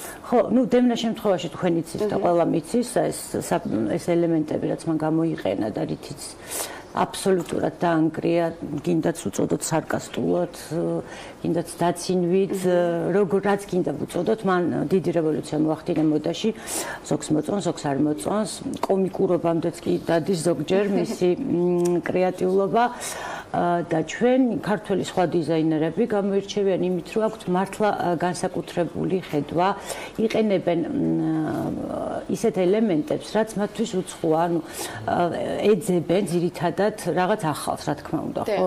ძალიან ხშირად მეორდება რაღაცეები და ახალი შექმნა რთულია, მაგრამ ჩვენს დიზაინერებს ნამდვილად აქვთ ნიჭიც და პოტენციალიც, რომ დაანახონ მსოფლიოს, რომ ჩვენ ნამდვილად ვარსებობთ. რამდენად რთულია უკვე დამწყები დიზაინერებისთვის თემაზე აღარ მაქვს და უკვე წარმატებულ ქართველებზე საუბარი, იმისათვის რომ საკუთარი თავის რეალიზაცია მოახდინონ ჯერ ქართულ ბაზარზე და არის თუ არა მომგებიანი სფერო ქართული ბაზარი ამ შემთხვევაში. ეს ზუსტად ეგ არის ძალიან საინტერესო, რომ შოუს სახე არ უნდა კონდეს, რა თქმა უნდა, მხოლოდ ეს უნდა ბიზნესი იყოს, რეალურად. სხვა შემთხვევაში აზრი არ აქვს. და აი უკვე ეხლა ძალიან დაეხმარა Mercedes-ის პლატფორმა, თუმცა მეორე მოდის კვირეულიც არსებობს, თბილისის მოდის კვირეული, რომელიც საკმაოდ აი ზუსტად დამწყებ დიზაინერებს ესეთი ნიშა აქვს ეხლა, რომ ეხმარება ნამდვილად PR-შიც, რაც შეეხება იმას, როგორ ვითარდებიან, როგორც ბიზნესი. ცოტა რთულია მართლაც, იმიტომ რომ მოგეხსენებათ ჩვენთან არ არის ჯერ ეს სფერო ძალიან განვითარებული ტურისტებზეა ძირითადად. ქართველი მომხმარებელიც ყავთ, თუმცა მე ვთვლი რომ ფასები არ არის დაბალი ქართველი დიზაინერების, მაგრამ იმის გათვალისწინებით, რომ ეს არის ექსკლუზიური და ნამდვილად არ არის დიდი ტირაჟით, ნამდვილად ღირს რომ იყიდო ადამიანმა და არჩევანი გააკეთა ქართულ დიზაინერს და მე პირადად როცა მიმემგზავრები ყოველთვის ქართულ დიზაინერს ვიცმევ და მიმაქვს აქედან. თეა, ამ ინდუსტრიის განვითარება გარკვეულწილად განაპირობებს თუ არა ქვეყნისთვის ეკონომიკური სარგებლის მოტანას, აი მოდის ინდუსტრიის განვითარება და ტურისტული სექტორის უფრო ხადია, მე ახლა ხანს ბოლო სეზონზე ძალიან ბევრი დამიკავშირდა და უკვე ეწყობა ფეშენ ტურები. რომელსაც საკმაოდ სარფიანად აკეთებენ გარკვეული კომპანიები, ჩამოყავთ ამ შემთხვევაში ჯერ უკრაინიდან და რუსეთიდან, მაგრამ ვფიქრობ, რომ უფრო განვითარდება ეს და იუწყობენ ფეშენ ტურს, ну არ ვიცი, ხა ეს მოიცავს არა მარტო კვირაულზე დასწრებას, არამედ მაღაზიებში მიყავთ და ისინიც შოპინგობენ ქართველ დიზაინერების მაღაზიებში და ვფიქრობ, რომ ეს რა თქმა უნდა ეხმარება. რა უნდა გაკეთდეს იმისათვის, რომ უფრო მეტი გავიდეს ქვეყნის ფარგლებს გარეთ, აი რა ღონისძიებები უნდა გავაკეთოთ, როგორც კერძო სექტორმა, ასევე თავად უკვე დიზაინერებმა. იცით, მე ვფიქრობ, რომ აკეთებენ უკვე რაც შეუძლიათ და რისი წარმოება შეუძლიათ იმ დონეზე. ხა, ну ავთოს ძალიან დიდი მასშტაბები აქვს და მას წარმოებაც უფრო მეტი შეუძლია. თუმცა საქართველოში გაჩნდა ისეთი ფაბრიკები, სადაც თავისუფლად შეიძლება დიდი ტირაჟითაც აწარმოო ტანსაცმელი და რა ვიცი, ეს პლატფორმა ძალიან კარგია, რომელიც პიარული კუთხით ძალიან ბევრმა ცნობილმა ადამიანმა ჩაიცვა და იხურა ქართველი კონკურენცია როგორია? იცით რა, კონკურენცია ქართველებს შორის თვითონ საკმაოდ მშვიდობიანი და მეგობრული ვიტყოდი, ახლა ყველაფერი ხდება ყოველთვის, მაგრამ მე ვფიქრობ, რომ ერთმანეთზე მე რაც მინახავს, სულ ეხმარებიან და უხარიათ ერთმანეთის წარმატება, რაც თავადია. აი დღეს სად არის ქართული მოდა და სად იქნება რამდენიმე წელიწადში, აი რას ველოდებით მომავალში ამ ინდუსტრიისგან? საკმაოდ ამბიციური გეგმები აქვთ თვითონ დიზაინერებსაც და პროექტის ავტორებსაც. იმიტომ რომ ნამდვილად ისეთმა ავტორიტეტულმა გამოცემებმა უკვე აღნიშნეს, რომელიც ადრე ამას არ აღნიშნავდა, თუნდაც ახლა წაღან ახსენეთ თქვენ ეს 6 დიზაინერი რომ გამოიჩინა მამაკაცის ხაზით, აი fucking young-ი რომელიც ძალიან ავტორიტეტული გამოცემა ზუსტად მამაკაცის ხაზია, მამაკაცის კუთხით არსებობს ეს გამოცემა და იქ არა მარტო მოიხსენიეს ჩვენი დიზაინერები, არამედ გადაღებები დაუგეგმეს და მე როგორც ვიცი, გამოქვეყნდა საკმაოდ ისეთი რაც პოპულარიზაციას რა თქმა უნდა უწევს ჩვენ დიზაინერებს და მე ვფიქრობ, რომ აი ესეთი ეტაპები გავლილი გვაქვს უკვე და ახლა უკვე რაღაც საშუალო ეტაპზე ვართ, რომელიც მიგვიყვანს რაიმე პრობლემას ხარ გამოყოფდით ის რაც ინდუსტრიაში არსებობდა და აღმოიფხვრა და დღეს იკვეთება, რაც აფერხებს დიზაინერების განვითარებას. რა თქმა უნდა არის პრობლემები, იქიდან გამომდინარე რომ ქვეყანაში ზოგადად არ არის სტაბილური არც ფინანსური სიტუაცია და არც პოლიტიკური და ეს ყველაფერი რა თქმა უნდა მუშაობს ცუდად ყველაფერზე და ყველაფრის განვითარებაზე შესაბამისად ამ ინდუსტრიის განვითარებაზეც. Ну, რა თქმა უნდა, უხდებათ მათ ჩამოტანა ქსოვილების, რაც საკმაოდ თანხებთან არის დაკავშირებული. აქ ისეთ ხარისხიანს ვერ იყიდი თვითონ ჩვენთან არ არსებობს მკერავია ელემენტარულად ძალიან რთული, საპოვნელი და კარგი თარგი. აი ეს ინდუსტრია არის განსავითარებელი, მე ვფიქრობ. აი პროფესიულ ტექნიკუმებს, რასაც უწოდებენ, ძალიან დიდი მოთხოვნა მკერავებზე, მე როგორც ვიცი და ძალიან კაი იქნება თუ ამ კუთხით განვითარდება. ძალიან დიდი მადლობა, მე მაყურებელს შევხსენებ, რომ თეა აგლაძე იყო ჩვენი სტუმარი, ჟურნალ ბომოდის მთავარი რედაქტორი და ჩვენ ვსაუბრობდით მოდაზე, ინდუსტრიაზე, რომელმაც ქვეყანაში შეიძლება შექმნას როგორც ეკონომიკური სარგებელი, ასევე სასარგებლო იყოს ტურიზმის განვითარების კუთხით, თუმცა საერთაშორისო ბაზარზე ქართულმა დიზაინერებმა უნდა აღნიშნოთ, რომ საკუთარი სათქმელი უკვე კარგად და ნაცვლად თქვეს. მადლობა მარიამს და მის სტუმარს საინტერესო საუბრისათვის და იმ რეპორტაჟისა და მიმოხილვისათვის, რომელიც მარიამმა და მისმა გუნდის წევრებმა შემოგთავაზეს საქმიანი ინტერესის დღევანდელ ეთერში. მოდიდან სულ მალე გადავინაცვლებთ უკვე წიგნებზე, მოხდეთ ჯერ რეკლამის დრო და რამდენიმე წუთში დაგიბრუნდებით. ამინდის პროგნოზის სპონსორია SEU დეველოპმენტი.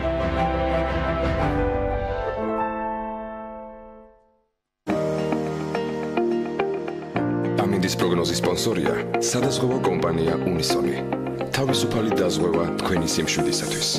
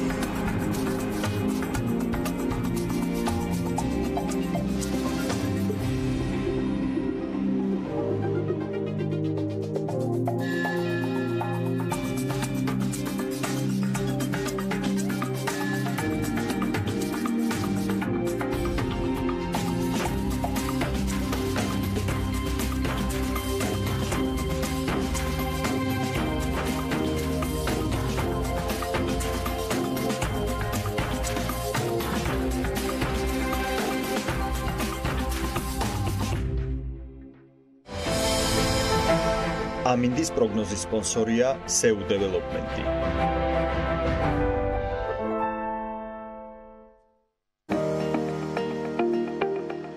ამინდის პროგნოზის სპონსორია სადაზღვევო კომპანია უნისონი. თავისუფალი დაზღვევა თქვენი სიმშვიდისათვის.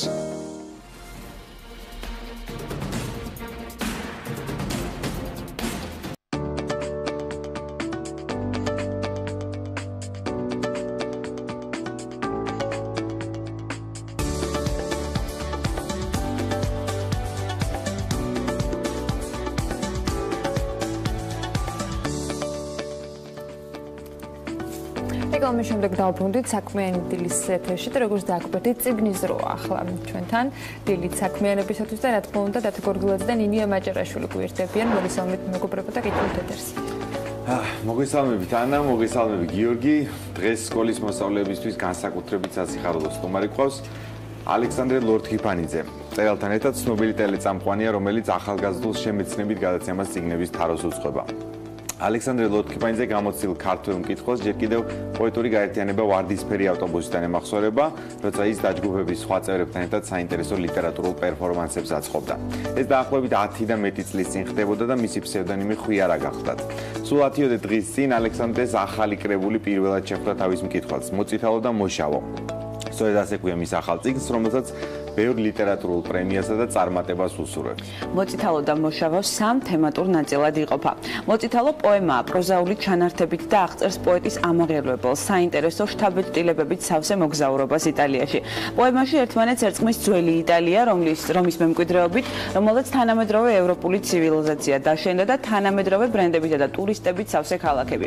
ორივე იტალიის ქუჩებში იტალიის დიდებულ გმირებთან ერთად გამუდმებით ხვდებით განსხვავებული ეპოქებიდან და სივრცებიდან მოსულ ადამიანებს. მათ შორის ეგნატე ნინოშვილს, რომელიც ერთი შეხედვით თითქოს არაფერ შუაშია, მაგრამ სინამდვილეში ამ ნაწარმოებისთვის უდიდესი მნიშვნელობა აქვს. და მხოლოდ ერთი ლექსია და ერთგვარი ამოვარდნა მთლიანი კრებულიდან. განსხვავებული ლირეული ხასიათით ის ცალკე დგას. მოშავო ლექსების კრებულია, რომელიც ქართული რეალობის და ავტორის პირადი განცდების ასახვას წარმოადგენს. ყოველ ლექსს აქვს ერთი საერთო ნიშანი, გულწრფელობა, რომლითაც ავტორი ყვება ხან საკუთარ, ხან სახელოვან ადამიანთა და ხან უბრალო მოკვდავთა სულის შემძვრელ ამბებს. ალექსანდრე დღეს ჩვენი სტუმარია. ძალიან დიდი მადლობა სტუდიაში მოსვლისთვის და დავიწყებ ყველაზე მარტივი კითხვით ალბათ, რომელსაც ძალიან ბევრი გისვამს ირგვლივ და შენც ხვდები ალბათ ამ კითხვას, რა კავშირი აქვს მოწითალოსა და მოშავო სტენდალთან? მოგესალმებით, დიდი მადლობა მოწვევისთვის, მივესალმებით თქვენს მაყურებელს. რა თქმა უნდა, ამას ვერ ავწდები, იმიტომ რომ ეს ერთგვარი ალუზია არის, რა თქმა უნდა, წითელსა და შავზე. თვითონ სტენდალმა როცა დაარქვა ამ წიგნს წითელი და შავი, შემდეგ ესე გაშიფრეს, ასე ვთქვათ, კრიტიკოსებმა, რომ წითელი ეს იყო გმირის, ანუ ამ შემთხვევაში ჟულიან სორელის სასულიერო კარიერა და სასულიერო გზა, ასე ვთქვათ, და მოღვაწეობა, ხოლო შავი იყო მისი საერო გზა, რომელიც შავადვე სრულდება ბოლოს, ასე ვთქვათ, ხო? აი ეს კონტრასტი წითელისა და შავის თვითონ ამ ფერების, არა თეთრისა და შავის, როგორც კარგისა და ავის, ვთქვათ, არამედ წითელისა და შავის, როგორც რაღაცა სულიერი მისწრაფებისა და მეორე მხრივ რაღაცა ხორციელი მისწრაფებისა, ხო? ეს არის მოწითალო და მოშავოს ალუზირება, ვთქვათ, ამ ნაწარმოებზე, თუმცა აქ მნიშვნელოვანია აი ზუსტად ეს თავსართი მო, იმიტომ რომ თანამედროვე სამყარო ერთგვარად ზედაპირულია, ამ სიღრმეში არ ჩადის, არის რაღაცნაირად ეს თვითონ პოსტმოდერნისტული მიდგომაც ესეთია, რაღაც ცოტა ზედაპირზე ტივტივებს და მით უმეტეს საქართველოში ასე მგონია რომ ძალიან ბევრი რამის აღქმა ესეთია მო რაღაცო, მო ევროპელო, მო აზიატო, ყველაფერში მო. მაგრამ შეიძლება ხალხს დრო აღარ რჩება იმდენი რომ ყველაფერში სიღრმეში ჩავიდეს და ნუ მაგრამ რამდენიმე სპეციალისტს მე ველაპარაკე შენს წიგნზე და ისინი ამბობენ რომ შენ სიღრმეებში ცდილობ რომ ჩახვიდე. ანუ თუ საზოგადოება ზედაპირულია, წიგნზე ამას ვერ ვიტყვით. კი ბატონო. ეს წიგნი და მისი პირველი ნაწილი არის იტალიაში მოგზაურობის შესახებ და მე ვიცი რომ ეს საკუთარი განცდებიდან გამომდინარეობს ეს ყველაფერი. სად დარჩა აქ ადგილი ეგნატე ნინოშვილისთვის? რატომ დასეირნობს ის იტალიაში? ეგნატე ნინოშვილი არის ჩემთვის მეოცნებე ქართველი კაცის სიმბოლო, რომელიც ცდილობს გახდეს ევროპის წევრი. ცდილობს იმოგზაუროს იტალიაში პირობითად, რა თქმა უნდა, ამ შემთხვევაში მთელი თავისი ისტორია და ბოლომდე ვერ ერევა იმ ზუსტად აი რომაული კულტურის ნაშთებს, რომელიც დღეს იქცა თანამედროვე ევროპად, რაც ნინიამ აღნიშნა შესავალ სიტყვაში და ბოლომდე მაინც რაღაცნაირ თავისი კონტრასტი შეაქვს მოკლედ ამ ყველაფერში. ზუსტად აი მოწითალო და მოშავოშიც აი ამ კონტრასტების დაპირისპირებაა. მოწითალო ერთის მხრივ არის ევროპა ჩვენი თვალით დანახული, რომელიც ასევე ზედაპირულია ხშირ შემთხვევაში, იმიტომ რომ რაღაცა ორ რადიკალურ მხარეს შორის ვიჭრებით ხოლმე, ხო, ან რაღაცა გარყვნილი და საშინელი ევროპა, ან კიდე რაღაცა საოცნებო მიწა, იქ ჩავალ და გავმდიდრდები არის ხოლმე. აი ამ ჩვენი მოშავო რეალობიდან მოკლედ ეს მოწითალო ესე უცნაურად მოჩანს. ეგნატე ნინოშვილი ამ ნაწარმოებში მთლიანად, იმიტომ რომ ეს ერთგვარი პოეტური რომანია, ალბათ მოწითალო და მოშავო, იმიტომ რომ ერთიანი სიუჟეტური ხაზი აქვს, აუს მთავარი პერსონაჟები და რაღაცა ხაზები იკვეთებიან და ვითარდებიან. და ეგნატე ნინოშვილი არის ერთ-ერთი მთავარი გმირი, რომელიც დახეტიალობს როგორც ევროპაში, ისე საქართველოში. სანდრო, გამომცემლად წიგნები ბათუმში გამოსცემ შენი წიგნი. საჩეულია მკითხველს მისი შეძენა და მე კიდე ერთი კითხვა მინდა დაგისვა ამასთან ერთად. განსაკუთრებით უყვარს ხალხს შენ პრეზენტაციებზე სიარული, შენი წიგნების პრეზენტაციებზე სიარული ყოველთვის სავსეა ხოლმე დარბაზი და რა გეგმით ხართ? მე როგორც ვიცი, ჯერ არ ყოფილა წიგნის პრეზენტაცია. სად გეგმავთ, როგორ უნდა მოვიდეს ჩვენი მაყურებელი დაინტერესების შემთხვევაში და როგორი იქნება ეს პრეზენტაცია? ანუ პოემის იმდანაც საინტერესოა თვითონ ამ წიგნის სტრუქტურა, რომ ხომ არ გეგმავ რაიმე განსხვავებული ტიპის ხასიათის პრეზენტაცია გაუკეთა. რა თქმა უნდა, ზოგადად არ გამოვიჩევი ხშირად რაღაც პოეზიის საღამოების და ესეთი ღონისძიებების გამართვით, ოღონდ თუ ვაკეთებ ხოლმე, ვცდილობ რაღაცა აზრი დაგვეღოს და უბრალოდ არ ვიკითხო ტექსტები. მხოლოდ წიგნის ფესტივალზე შედგა ჯერჯერობით საფესტივალო წარდგენა და უახლოეს მომავალში გეგმავ პრეზენტაციას, ალბათ დაახლოებით ერთ-ორ კვირაში მაქსიმუმ. სანამ ხალხი წავა. სანამ გაიკრიფება მოსახლეობა დედაქალაქიდან. კი, აუცილებლად ექნება ამას განსხვავებული ფორმა, რა ფორმაც თქვათ თვითონ მოწითალო და მოშავოს კონცეფციას პასუხობს.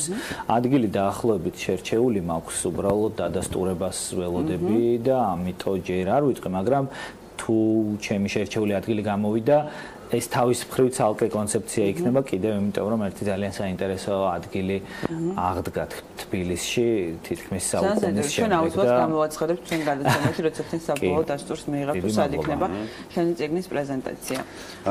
მოდი ცოტა შორიდან შევხედოთ, ან შენი პოეზიიდან გადავიდეთ ზოგადად პოეზიაზე. და მაინტერესებს ესეთი რაღაც შენგან. Როგორ ფიქრობ, თანამედროვე სამყაროში რამდენად რჩება ადგილი პოეზიისთვის, იმიტომ რომ ის ძალას ნაკლებად ალბათ, მაგრამ პოპულარობას ყოველ შემთხვევაში დღითიდღე კარგავს. კი, აბსოლუტურად კარგავს. მით უფრო რაც მეტად მრავალფეროვნება გამოხატვის ფორმები ხელოვნებაში, იგივე ტექნოლოგიურ პროგრესთან ერთად, თქვათ, იქვე იკარგება პოეზიის როლი. ამიტომ მე მგონია, რომ პოეზიამ რაღაცა ახალი კალაპოტი უნდა იპოვოს, იმიტომ რომ პოეზია მაინც ყველაზე ინტიმური ტიპია ლიტერატურის ფორმა. ყველაზე უფრო ახლოს შეიძლება მივიდეს ადამიანთან და ადამიანებს შორის საურთიერთო ენად ყველაზე მეტად გამოდგეს, როდესაც საქმე ეხება ემოციური კავშირების გაბმას. ამიტომ მე მგონია, რომ მას აქვს ადგილი და ყოველთვის ექნება უბრალოდ აი ამ ფორმით, უბრალოდ რაღაც თქვათ პოეზიის საღამოების, სალონური საღამოების, რაღაც თუნდაც არ ვიცი, უფრაზე ლექსების კითხვის თუ სხვა ფორმით პოეზია მკვდარია დღესდღეობით და მოდი ცოტა სხვა ჭრილში თუ შეიძლება რომ მეც რაღაც ჩაგერთოთ ამ დისკუსიაში. მეორე მხრივ თანამედროვე ტექნოლოგიების და თუნდაც ინტერნეტის ასეთი თავისებურების და სწრაფად გავრცელების გამო იგივე პოეტებს უფრო დიდი შანსი აქვთ იყვნენ პოპულარული, იმიტომ რომ მათი ლექსები უფრო მარტივად ვრცელდება ესე თითო-თითოდ ამოგლეჯილად ინტერნეტში და მე ვიცი რაღაცა ძალიან ბევრი ინფორმაცია რომ პოეტებისთვის ძალიან კარგი საშუალებაა ეს თუნდაც აუდიო ლექსები, თუნდაც ის რომ პოემას ესე ყველა ვერ წაიკითხავს ინტერნეტში და დებულს და პატარ-პატარა ლექსებს კითხულობს ხარ. ცხადია, პოეტებს შეიძლება აქვთ პოპულარობის საშუალება, მაგრამ ამდენად აქვთ საშუალება მათ ტექსტებს რო იყვნენ პოპულარულები ამ შემთხვევაში გაცილებით უფრო მარტივი. მე მგონია, რომ გამოხატვის ფორმის თვალსაზრისით რაღაცა სიახლე უნდა მოძებნოს პოეზიამ, აუცილებლად თუნდაც დაუმეგობრდეს ხელოვნების სხვა ჟანრებს. ნუ ეს არ ახალია პრინციპში ახლა რასაც მე ვამბობ, ხო, იმიტომ რომ ეს კომპლექსური ხელოვნებაც არსებობს, მაგრამ თვითონ პოეზიის სიკვდილის არ ჯერა. იმიტომ რომ ეს ძალიან მნიშვნელოვანი რაღაცა ემოციური ფორმა არის ხელოვნების, მაგრამ პოეზიის ამ ფორმით თავის გატანის შესაძლოა ძალიან რთული, თუ რასაკვირველია, ძალიან რთულია. სანდრო, მე შენი წიგნის ყდის დიზაინერთან, ბექა ბერიკაშვილთან მქონდა საუბარი წიგნზე, როცა წავიკითხეთ ერთმანეთს გაუცვალეთ იდეები და ჩავთვალეთ, რომ ეს არ არის მარტივად წასაკითხი წიგნი. გულისხმობ იმას, რომ თუ გინდა რომ კარგად შეიგრძნო ეს წიგნი და ბოლომდე გაიგო რაზეა, ღრმა ერუდიცია, ღრმა ერუდიცია ასე თუ ისე გჭირდებოდა მოვლენების აღქმა. ვისთვის არის შენი წიგნი? პატარებისთვის, დიდებისთვის, თინეიჯერი მკითხველისთვის თუ ვისთვის? ბავშვებისთვის არ არის ეს წიგნი, ეს იმას არ გულისხმობს, რომ თქვა რაღაცა შინაარსობრივად პლუს 18-ია, აბსოლუტურად არა, უფრო მეტად ეს წიგნი სოციალურ პრობლემებს ეხება და ალბათ რაღაცა პიროვნულ ტკივილებს ეხება, ვიდრე თქვა რაღაცა უფრო რამე ეპატაჟურს. თუმცა ბავშვებისთვის მაინც არ არის, იმიტომ რომ შეიძლება ნაკლებად აღსაქმელი იყოს მათთვის. ეს წიგნი იმ ადამიანებისთვის არის, ვინც თვლიან, რომ რაღაც უნდა შეცვალონ, ანუ ახალგაზრდებისთვის ძირითადად და იმ ადამიანებისთვის, ვინც თვლიან, რომ რაღაც უნდა გაანალიზონ და რაღაც უნდა შეაფასონ სწორად, ანუ დიდებისთვის თუნდაც. ერუდიციას რაც შეეხება, კი აქ ბექა მეხუმრებოდა ხოლმე, რომ თან გუგლავდი და თან ისე ვკითხულობდი სახელი და გვარია ნახსენები, თუმცა საერთო კონტექსტში იმდენად რამდენადაც მე ვცადე, რომ სიუჟეტურად საინტერესო წასაკითხი გამხდარიყო ეს წიგნი, ანუ პოეზიას ხშირად ეს ახასიათებს ხოლმე, რომ ცოტა რთულად წასაკითხია ხოლმე, იმიტომ რომ რაღაცა არ აქვს ის ელემენტები, რაც აქვს რომანს თუნდაც, ხო, სასპენსიდან დაწყებული, დრამატურგიით გაგრძელებული და ასე შემდეგ. ამ წიგნში მე ვცადე, რომ ეს ყველაფერი ყოფილიყო და ეს ყველაფერი მოქცეულიყო პოეტურ ფორმებში, მით უმეტეს პროზაული ჩანართებიც არის მრავლად. ამიტომ მე მგონია, რომ საერთო კონტექსტში ეს სახელები და გვარები უფრო მეორე ხარისხოვანია, უფრო მნიშვნელოვანია ქმედებები და პროცესები, რაც არის. და ჩვენს მაყურებელს ვთქვი, რომ შენი წიგნი მოწითალო და მოშავო ეძღვნება დედაშენს, რომელიც ანგელოზია და ანას, რომელიც გიყვარს. დედას და მეუღლეს მიუძღვენი. ნერი მიცნა. რასაც ყველაზე დიდი უძღვის ზოგადად ჩემს ცხოვრებაში არის წიგნის. რა ძალიან საინტერესო რაღაც ახსენე პროზაული ჩანართებიც არისო და მე მგონი აუცილებლად უნდა შევეხოთ ქართულ ლიტერატურაში თანამედროვე ტენდენციას, პოეტების მასობრივ მიგრაციას პროზაში. რომანსერს. რომანსერი. ნიშნავს თუ არა ეს იმას, რომ შენც ანუ შენ მკითხველი ასევე გიცნობს როგორც პროზის ავტორს, მაგრამ უფრო მეტად მოდი ვაღიაროთ როგორც პოეტი, ისე ხარ ცნობილი. ხო არ ფიქრობ, რომ უფრო მეტ დროს დაუთმობ სამომავლოდ პროზას, რადგანაც თანამედროვე ბაზარი, ასე ვთქვათ, უკაცრავად ლიტერატურასთან ამის გამოყენებისთვის ესე კარნახობს პოეტებს ხას.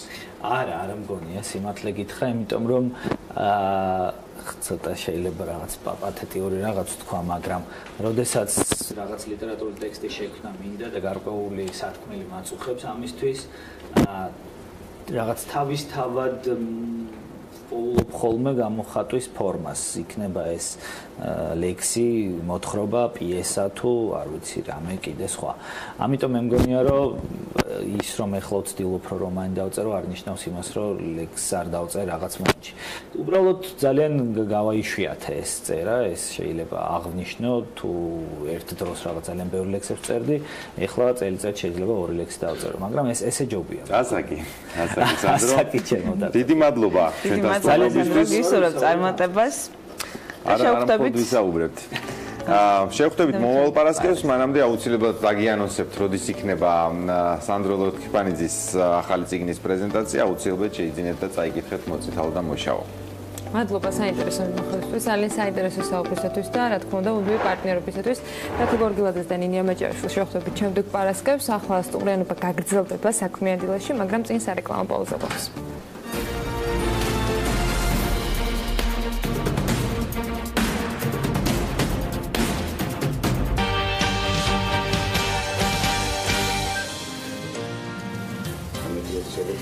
31 მარტის მდგომარეობით კერძო საპენსიო ფონდებში 26.808.000 ლარი იყო მობილიზებული, წლიური ზრდა კი 4.350.000-ია. საპენსიო დანაზოგების აუცილებლობაზე აქტიური საუბრების ფონზე კერძო სქემებში მონაწილეთა რაოდენობა მხოლოდ უმნიშვნელოდ 615 პირით არის გაზრდილი. ჯამში დანაზოგს 23.076 ადამიანი აკეთებს საქართველოში. პირველ კვარტალში საპენსიო შენატანები იყო 1.450.000 ლარი. სქემების საინვესტიციო შემოსავალი კი 508.456 ლარს შეადგენდა. კერძო საპენსიო სქემა ამ დროისათვის მხოლოდ 3 კომპანიას აქვს, ეს არის ალდაგი, GPA ჰოლდინგი და საქაერო ნავიგაცია, რომელიც თავისი თანამშრომლებისათვის აკეთებს ამ შემთხვევაში დანაზოგს. აქტიურად საუბრის გარდა მსჯელობა კანონმდებლებს ახლა უკვე 2 კანონპროექტთან დაკავშირებით აქვთ იდეაში, ყოველ შემთხვევაში ამ წუთისთვის ესეთი სტატუსი გვაქვს ჩვენ, ეკონომიკის სამინისტროს მიერ დაწერილი საპენსიო რეფორმის პროექტის ალტერნატიული ვარიანტი კოლეგებს ფრაქცია ქართული ოცნება სოციალ-დემოკრატებმა წარუდგინეს და დღეს იდეაში უნდა ყოფილიყო მისი საკომიტეტო მოსმენა, მაგრამ ამ და ბევრ სხვა თემებს დავაზუსტებ ჩვენ სტუმრებთან. ალტერნატიულ ვარიანტში კი პრინციპი შენარჩუნებულია, თუმცა არის მაინც რამდენიმე სხვაობა, მათ შორის არის საშუალო ხელფასის პროპორციულად პენსიის ყოველწლიური ზრდა, თაობათა სოლიდარობის პრინციპი, ჩემო ბატონო, ინდივიდუალური დაგროვება. აი, ყველა ამ თემაზე, პროცედურულზე, განსახილველზე და რაც თავარია შინაარსზე. იმ კონკრეტული თემებისა და სხვადასხვა სვეტებისა, რომელიც ჩართული არის ამ ალტერნატიულ თემაში, ვისაუბრებთ ბექანაცვლიშვილთან. იგი პარლამენტარია, ფრაქცია ქართული ოცნება სოციალ-დემოკრატების წევრი გახლავთ და სულ რამდენიმე წუთში ასევე შემოგვიერთდება. შემოგვიერთდება და მარტო ბექასთან ვისაუბრებთ რამდენადაც. ქრონიკე არ იქნება, თუმცა დარწმუნებული ვარ, რომ არ გაგუჭირდება ინფორმაციის შეჯამებას. დილამშვიდობის. ჩვენი ტრადიციული რიტუალი შედგა, ჩემს და ბექას შორის. საკმარისია მე და ის მოვხდეთ ერთად სტუდიაში, რომ ვიწყებთ აუცილებლად Forbes-ის ურთიერთგაცვლით ამაზე საუბარს, მაგრამ ეხლა ჩემთვის და დარწმუნებული ვარ, მისთვისაც გაცილებით მნიშვნელოვანი თემა. პირდაპირ სანამ გადავალ ბექა ამ კანონპროექტის თქვენი შეულ ვარიანტზე გულისხმობ მის უპირატესობების წარდგენაზე. მაინტერესებს სუფთა პროცედურული საკითხები. დღეს რა სტატუსი აქვს ალტერნატიულ კანონპროექტს, რომელიც თქვენ წარადგენთ კოლეგებთან? დავაზუსტოთ ის პროცედურა, რაც ისკრის ნომრები. ისკრის ნომრები. ბექა ისკრას.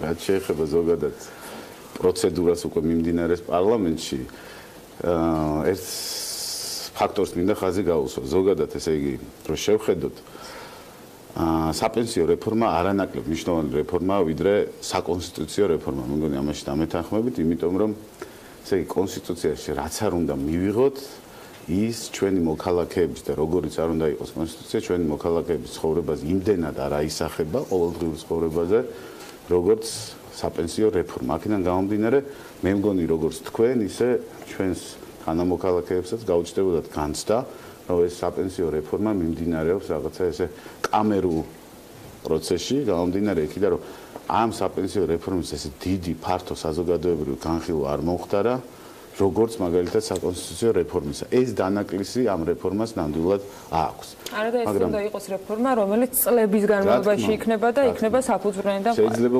კონსტიტუციაზე უფრო დიდხანს და უფრო მდგრადი, ესე იგი, საჭიროება ყოველ შემთხვევაში დგას იმისა, რომ კონსტიტუციაზე უფრო მდგრადი რეფორმა გატარდეს პენსიისა, ამიტომ რომ პენსია არის რაღაცა მუდმივი, ხო?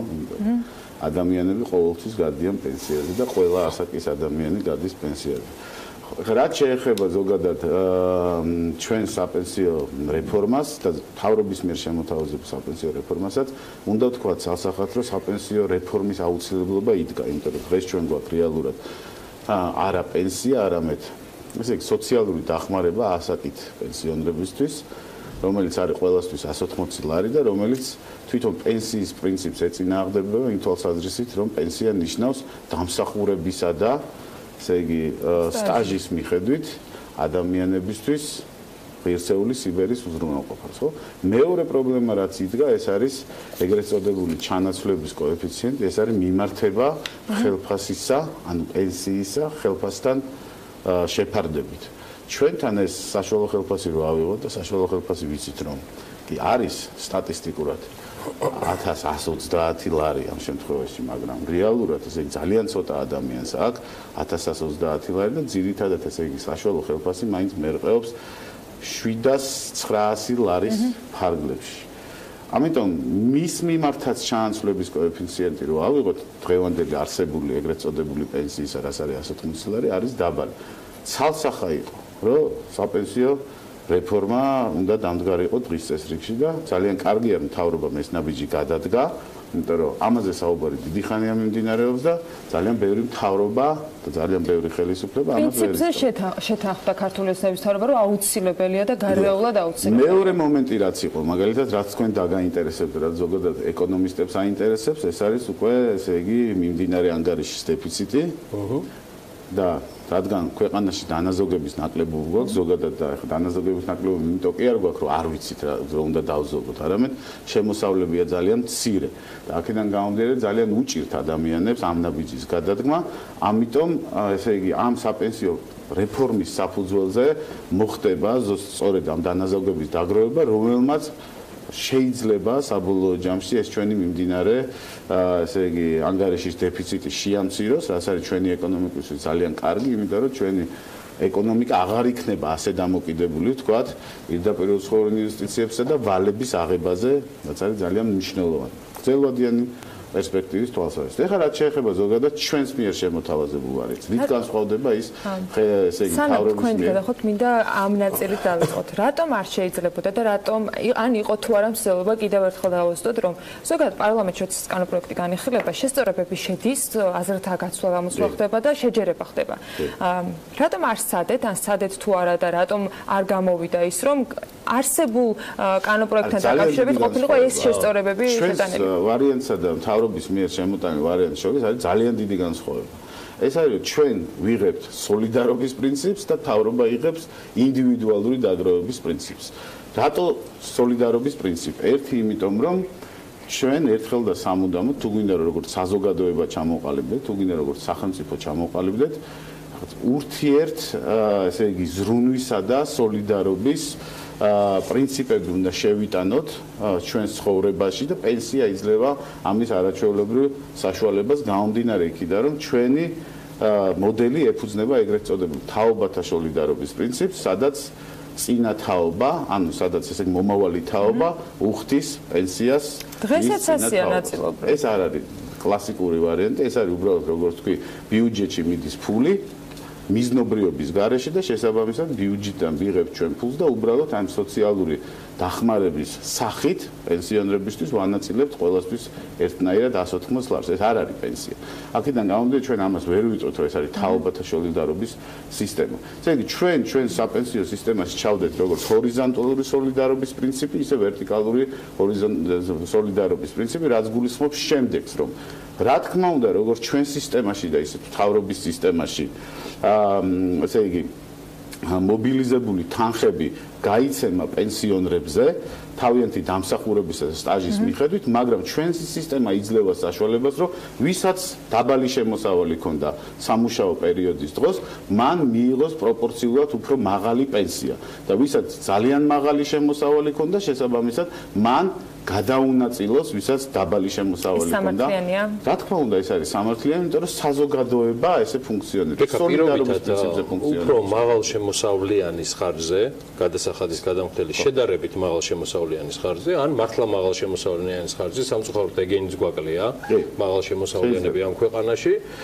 მე ასე ვთვლი, მათ ხარჯზე მოხდეს დაბალ შემოსავლიანებისთვის იმ პროპორციით შესაბამისი პენსიის მიცემა, ასე, სწორია, ხო?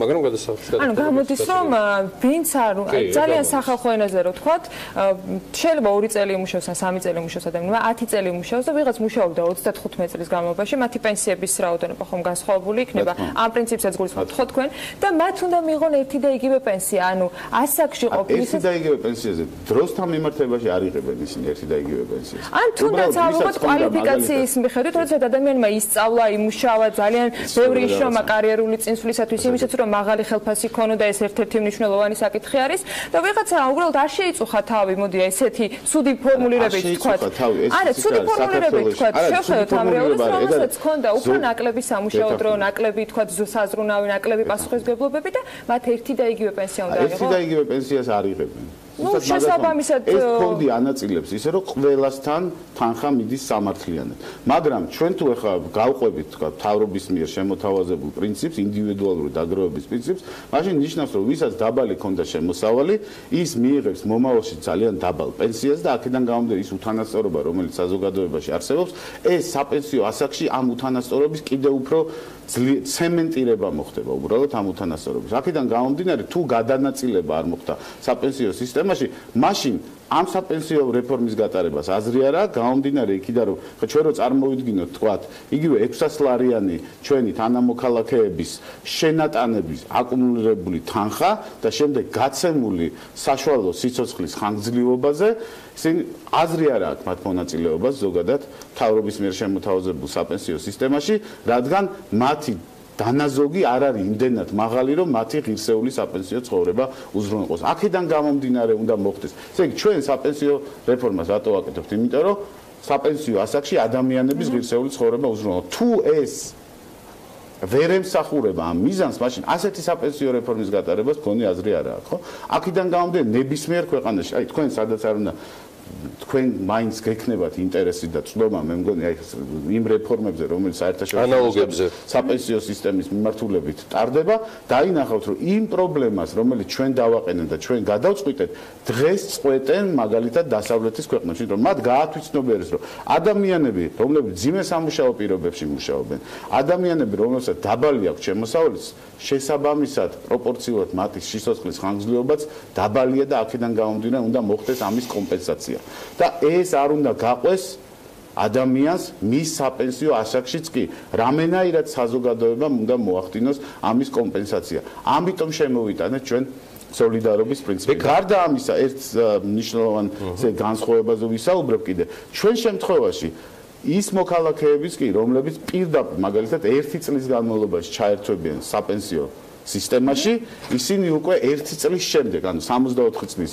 ადამიანი თუ ჩაერთვება საპენსიო სისტემაში როდესაც გახდება 65 წლის ის უკვე მიიღებს გაზრდილ პენსიას ჩვენ შემთხვევაში და მთავრობის მიერ შემოთავაზებულ ვარიანტში მაგალითად თუ ამ შემთხვევაში უკვე 1 წლიანი დარიცხული არა ვინც 1 წელი შემოიტანს საპენსიო სისტემაში მას საპენსიო სისტემა აჩუქებს 10 წელიწადს გამომდინარე იქიდან რომ ბოლო 1 წელიწადი დამუშავარი აქვს ადამიანს იმის ვარაუდი რომ მან ცხოვრების განმავლობაში 10 წელი მაინც იმუშავა მე მგონი ამის ვარაუდის საფუძველი ჩვენ გვაქვს აქედან გამომდინარე ჩვენ მას 10 წლის უზრუნველყოფთ 10 წლის შენატანით რაც გულისხმობს რომ ის მიიღებს უკვე საკმაოდ გაზრდილ პენსიას მაგალითად მასწავლებელი რო ავიღოთ ხო მასწავლებელი რო ავიღოთ რომელსაც 500 ლარი აქვს ხელფასი და მომავალ წელს უნდა გავიდეს პენსიაზე ჩვენ შემთხვევაში ის მიიღებს 180 ლარი თქვა დღესაც არის დამატებული ესე იგი გაზრდილ პენსიას იმ საპენსიო სისტემიდან, რომელსაც ჩვენ ვქნით, დაახლოებით 45 ლარით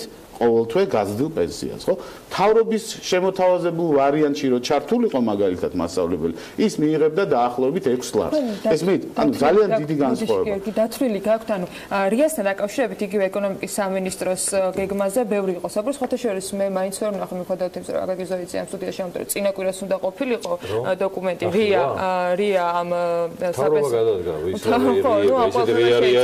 ეს შემთხვევაში არსებობს ხოლმე და გაცვლებით დაახლოებით რაც სრულდება დასაგებია რიასთან დაკავშირებით ჩვენ მივმართეთ საბიუჯეტო ოფისს პარლამენტის ის დაითვლის თქვათ რა ესე იგი დატვირთვა და დაწოლა შეიძლება გამოიწვიოს ამ ბიუჯეტზე არ განსხვავდება მთავრობის მიერ შემოთავაზებული ვარიანტისგან როგორც ბიუჯეტის ტვირთი მაგრამ კარგი რა არის რადგან ჩვენთან არა 40 წელს ქვემოთ არამედ აბსოლუტურად ყველა დასაქმებული ერთვება ჩვენს შემთხვევაში ფონდში ხდება ბევრად უფრო მეტი თანხის აკუმულირება და შესაბამისად ბევრად უფრო მეტ სივრცეს ხსნის ზოგადად მეტი ინვესტიციისთვის ესე იგი მეტი თქვა სხვადასხვა საფინანსო კომპენსირებას ახდენთ წეღა როგორც იქნა აღნიშნული ძალიან მაღალი ან მაღალი შემოსავლის პენსიების 2054 წელს ჩვენი ვარიანტის მიხედვით 32 მილიარდი იქნება საპენსიო ფონდში დაგროვილი აკუმულირებული ეს მხოლოდ მეორე სვეტში. მე კიდევ ერთი რაც აღმოვაჩინე იგივე მეორე სვეტში იყო რომ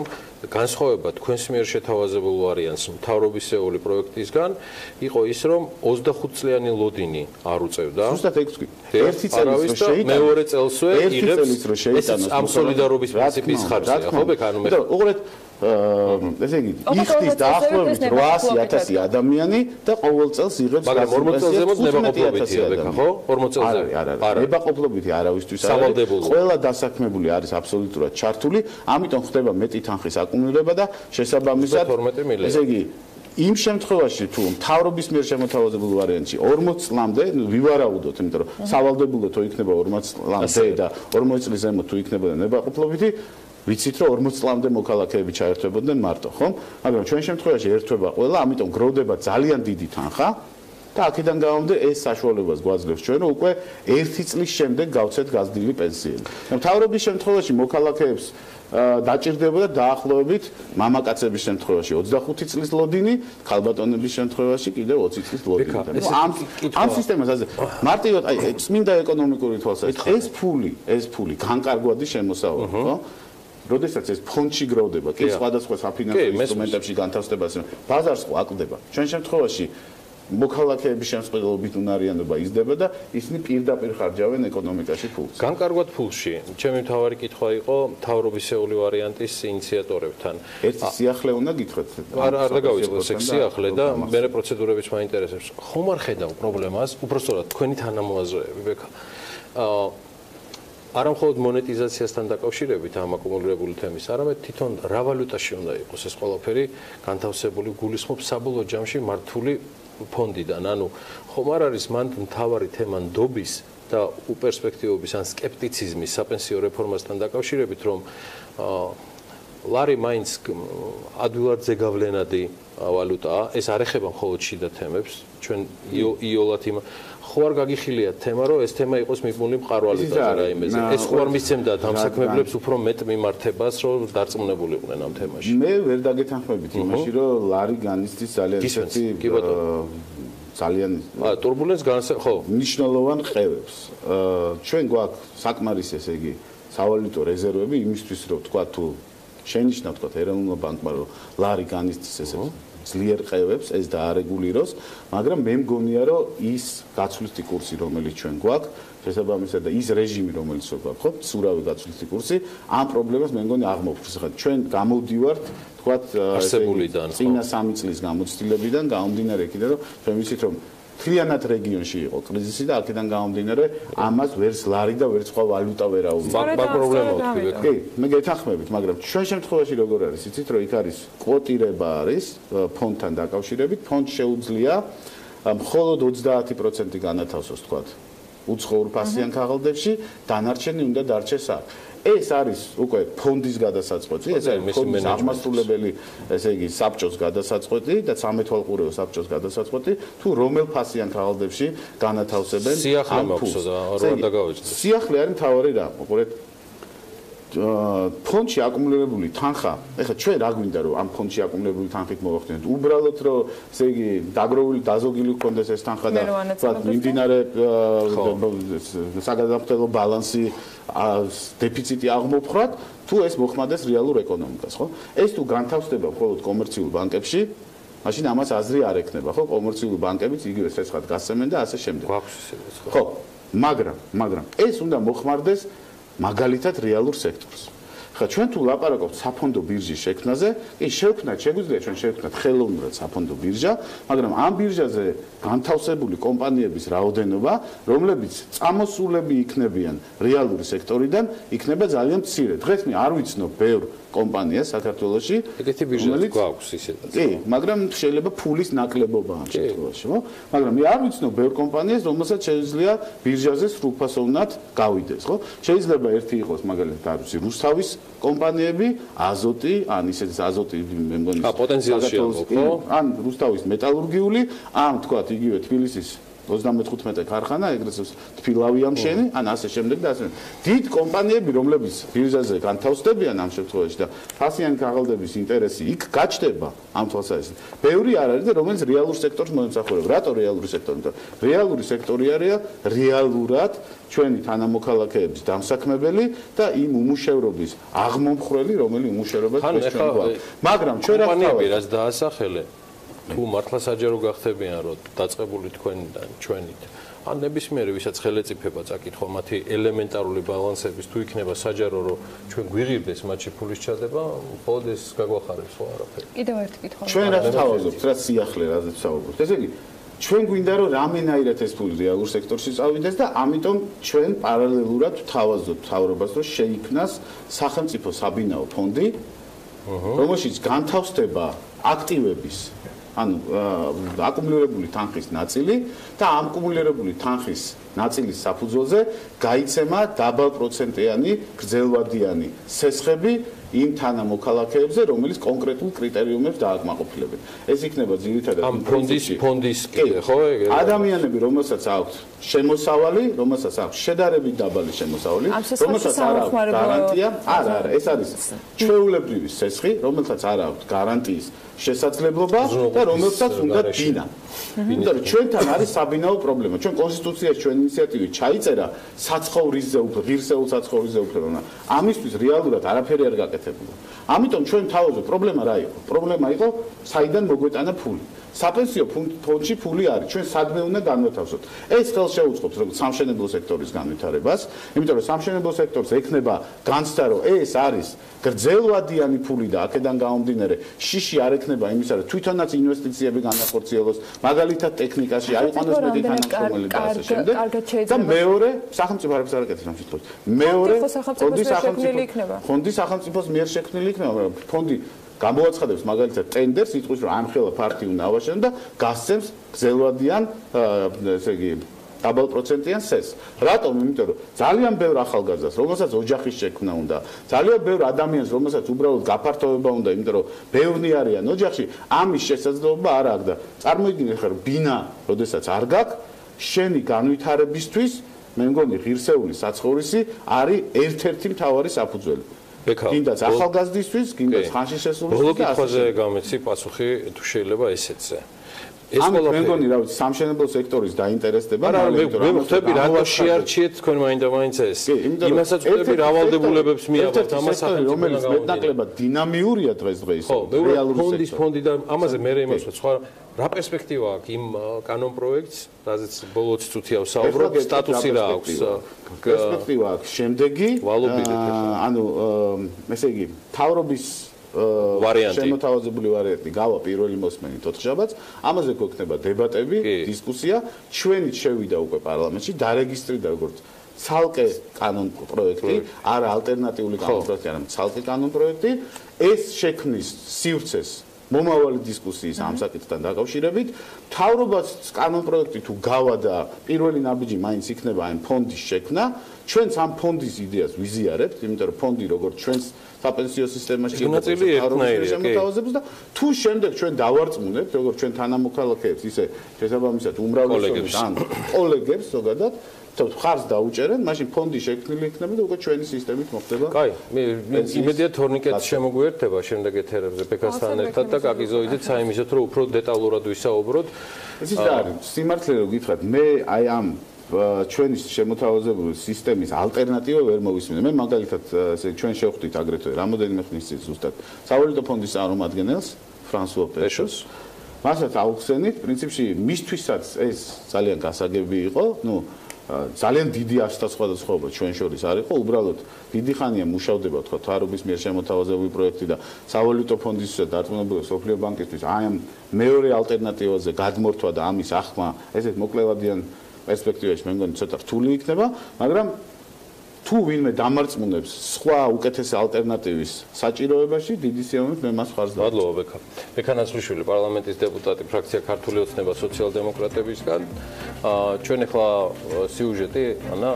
კი, აუცილებლად თათია ჩაფიჩაძე მოგვიმზადა რეპორტაჟი და სწორედ ამასთან დაკავშირებით უნდა ვისაუბროთ. როგორ უნდა მოხდეს საგანმანათლებლო სისტემის ჯაჭვში სკოლამდელი განათლების ინტეგრაცია სპეციალისტები მამუკა ბახტაძის ინიციატივას გამოეხმაურნენ და იმ პრობლემებზე ამახვილებენ ყურადღებას, რომელიც სკოლამდელ განათლებაში არსებობს. UNICEF-მა ბაღებში არსებულ მდგომარეობაზე ახალი კვლევაც მოაწყდა.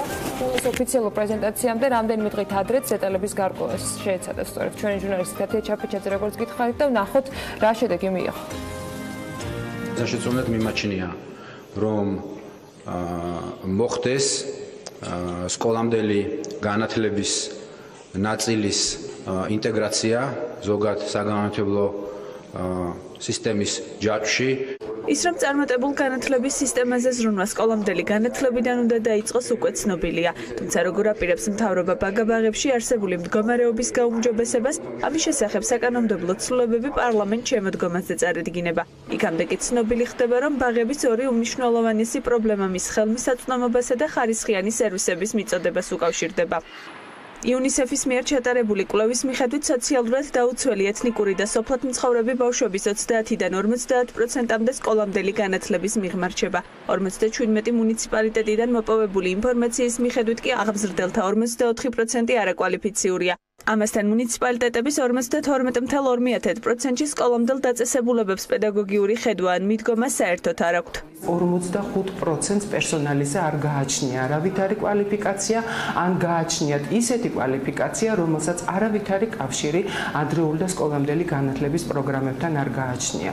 გამოკითხული დირექტორების 50%-ს არ აქვთ ცოდნა და კვალიფიკაცია იმის შესახებ, თუ რა არის ადრეული და სკოლამდელი განათლება და როგორი ასე თქვა სერვისები, პროგრამები თუ აქტივობები უნდა იყოს დანერგვილი ბაღში იმისათვის, რომ უზრუნველყოფილი იყოს ბავშვის განვითარება, ბავშვის განათლება და ბავშვის მგზავრობა სკოლისათვის. წარმატებული ევროპის მოდელის რეფორმაზე საუბრისას UNICEF-ში ბაღების დეცენტრალიზაციას უმნიშვნელოვანესად მიიჩნევენ. თუმცა მეორეს მხრივ აცხადებენ, რომ სამინისტროს როლი პერსონალის კვალიფიკაციის ამაღლებისა და სასწავლო პროგრამების შედგენის მხრივ უნდა გაიზარდოს. სკოლამდელი და ადრეული განათლება შესაძლებელია იყოს დეცენტრალიზებული, თუმცა სამინისტროების როლი ძალიან დიდი არის, თუ კი დეცენტრალიზაციის პირობებში ადგილობრივ თვითმმართველობას ევალებათ აი ამ სექტორის როგორც დაფინანსება, ასევე მართვა სამინისტროებს ევალებათ სახელმწიფო სტანდარტების, სახელმწიფო რეგულაციების შექმნა, რომელშიც ასევე გათვალისწინებული უნდა იყოს ძალიან კარგად განვითარებული როგორც ამოსდებისა და პერსონალის მომზადების, ასევე მათი გადამზადების სისტემები. განათლების სამინისტროში აცხადებენ, რომ მიმდინარე წლის სექტემბრიდან სკოლამდელ დაწესებულებებში განათლების კომპონენტი დაბრუნდება, თუმცა ბაღები კვლავაც დეცენტრალიზებული იქნება. ჩვენ სრულ პასუხისმგებლობას ვიღებთ იმ ახალი კადრების მომზადებაზე, რომლებიც უნდა შევიდნენ სკოლამდელ განათლებაში, სასწავლო პროგრამებზე, სტანდარტებზე, გადამზადების კურსების შინაარსზე. ლია გიგაური აცხადებს, რომ მთელი ზაფხულის განმავლობაში აღმზრდელ პედაგოგები შესაბამის ტრეინინგებს გაივლიან. პარალელურად კი უწყება უნივერსიტეტების ბაზაზე სკოლამდელი პედაგოგების მომზადებაზე გააკეთებს აქცენტს. მთელი ზაფხულის განმავლობაში გადამზადებიან აღზრდელ პედაგოგები, რომლებიც შემდგომში უკვე გაივლიან ტრენერების ტრენინგს და თვითონ ადგილზე ჩაატარებენ ტრენინგებს, რომლის დასრულების შემდეგ მოხდება სელექცია და საბავშვო ბაღებში ჩვენ უკვე გვეყოლება ორი კატეგორიის ასე ვთქვათ, რესურსი. ერთი გახლავთ პედაგოგ აღმზრდელის კატეგორია და მეორე აღმზრდელები. სწორედ პედაგოგ აღმზრდელები იქნებიან პასუხისმგებელი განათლების კომპონენტის წარმართვაზე. რაც შეეხება ხელმისაწვდომობის პრობლემას, სამინისტროში აცხადებენ, რომ ადგილების დეფიციტი საბავშვო ბაღებსა და სკოლის შენობებში გახსნილი სასკოლო მზაობის ცენტრებით ამოივსება. თვითმმართველობებთან ერთად სასკოლო მზაობის პროგრამის ამოქმედება მომდევნო სასწავლო წლიდან იგეგმება. ამინდის პროგნოზის სპონსორია SEU დეველოპმენტი.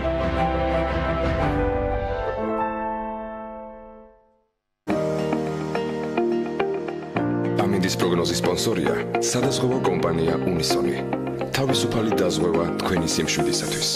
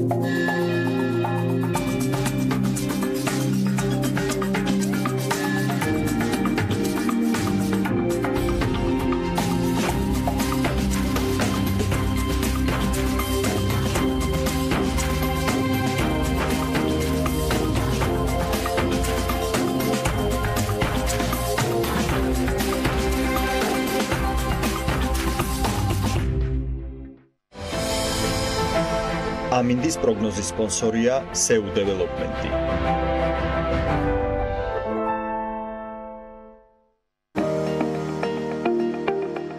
ამინდის პროგნოზის სპონსორია სადაზღვევო კომპანია უნისონი. თავისუფალი დაზღვევა თქვენი სიმშვიდისათვის.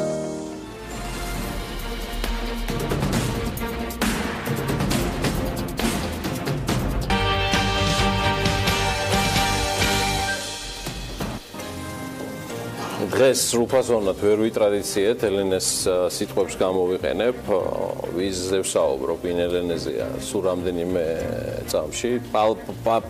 პარასკევ დღეს რა ხდება ჩვენ თავს ყველამ კარგად იცით. ეს უნდა იცოდეთ ანონსებიდანაც, რომელიც უკვე საკმაოდ ნახვადი გახდა, ბოლო რამდენიმე საათია სოციალურ ქსელში და იმედი მაქვს ტელევიზიითაც. ანალიტიკას დროა პარასკევს და ზუსტად ქალების ნარატივის შემდეგ ელენე კვანჭილაშვილი შემოგვიერთდება და ძალიან საინტერესო რამდენიმე თემა აქვს გამზადებული. კიდევ ერთხელ ვამბობ, მიუხედავად იმისა, რომ დღეს დილის ეთერში მე ის მოვისაკლისე, ის ჩვენთან ერთად არის და მე მას მივესალმებ. ელენე, დილამშვიდობის.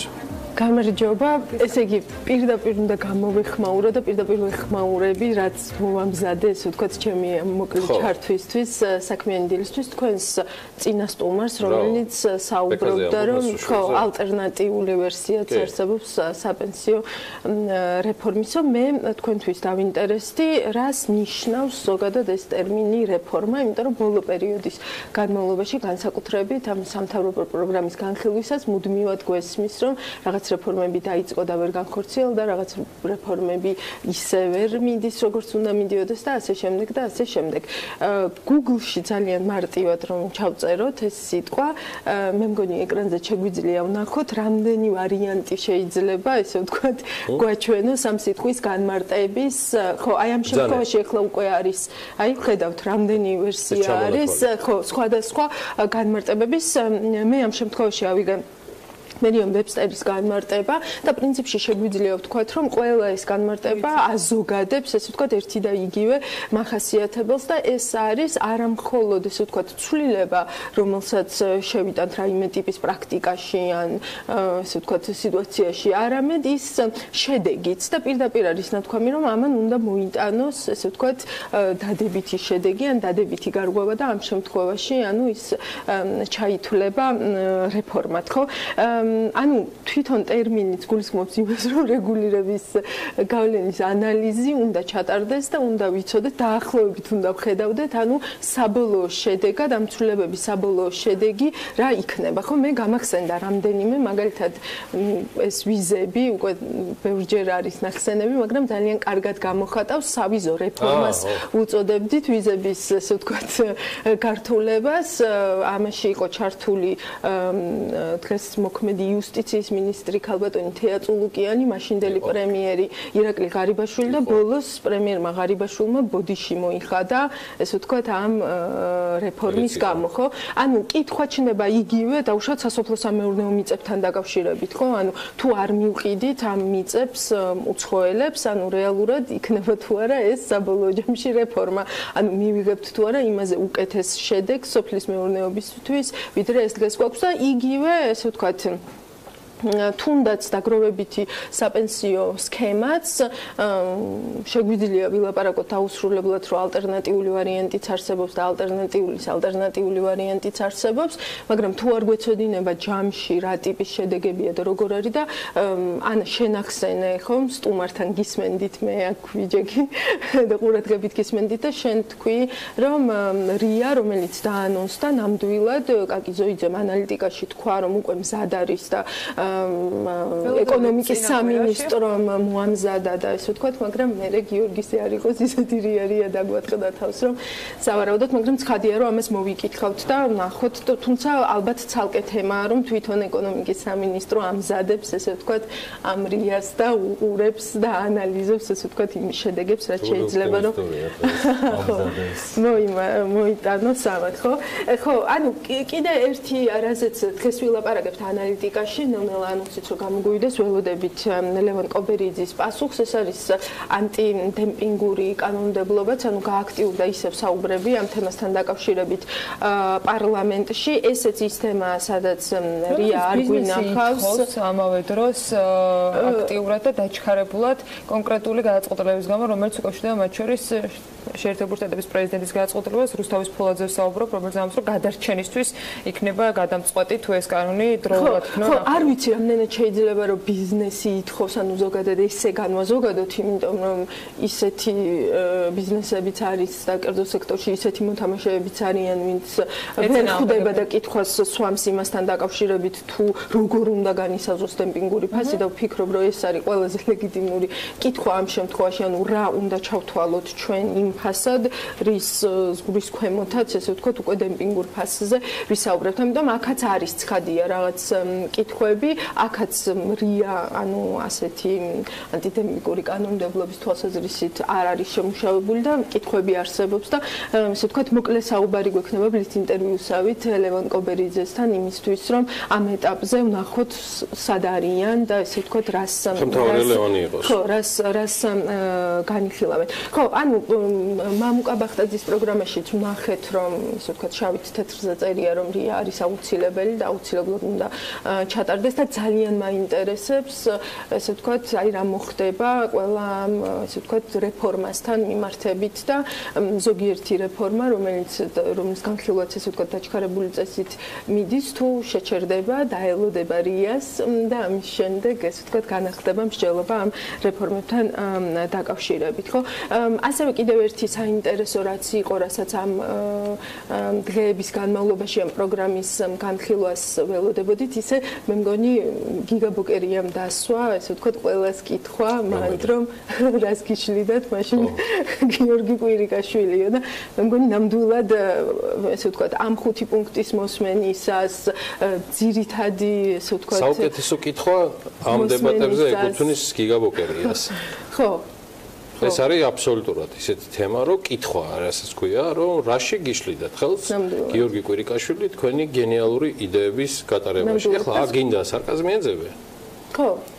ყველაფერი თავიდან ბოლომდე გინდა რეალობა, გინდა გულწრფელობა, აბსოლუტურად ეხლა. ზუსტად. ხო და აქ არის საინტერესო, აქ არის საინტერესო, რომ მამუკა ბახტაძის ასე ვთქვათ, მაინც უნდა აღვნიშნოთ ეს, რომ სხვა უმრავლესობის სხვა წევრებისგან ზოგიერთი მინისტრისგან განსხვავებითაც მან ესე ვთქვათ არამხოლოდ პრობლემურ თემებში ესე ვთქვათ ეძება გიორგი კვირიკაშვილის კვალი და თქვა, რომ თუნდაც იგივე საგადასახადო მიმართულებებით, რაც არის ესე ვთქვათ მისი ფოკუსი ამ შემთხვევაში, ანუ თქვა, რომ ცხადია, რომ ეს კურსი შეთანხმებული იყო თავიდანვე გიორგი კვირიკაშვილთან.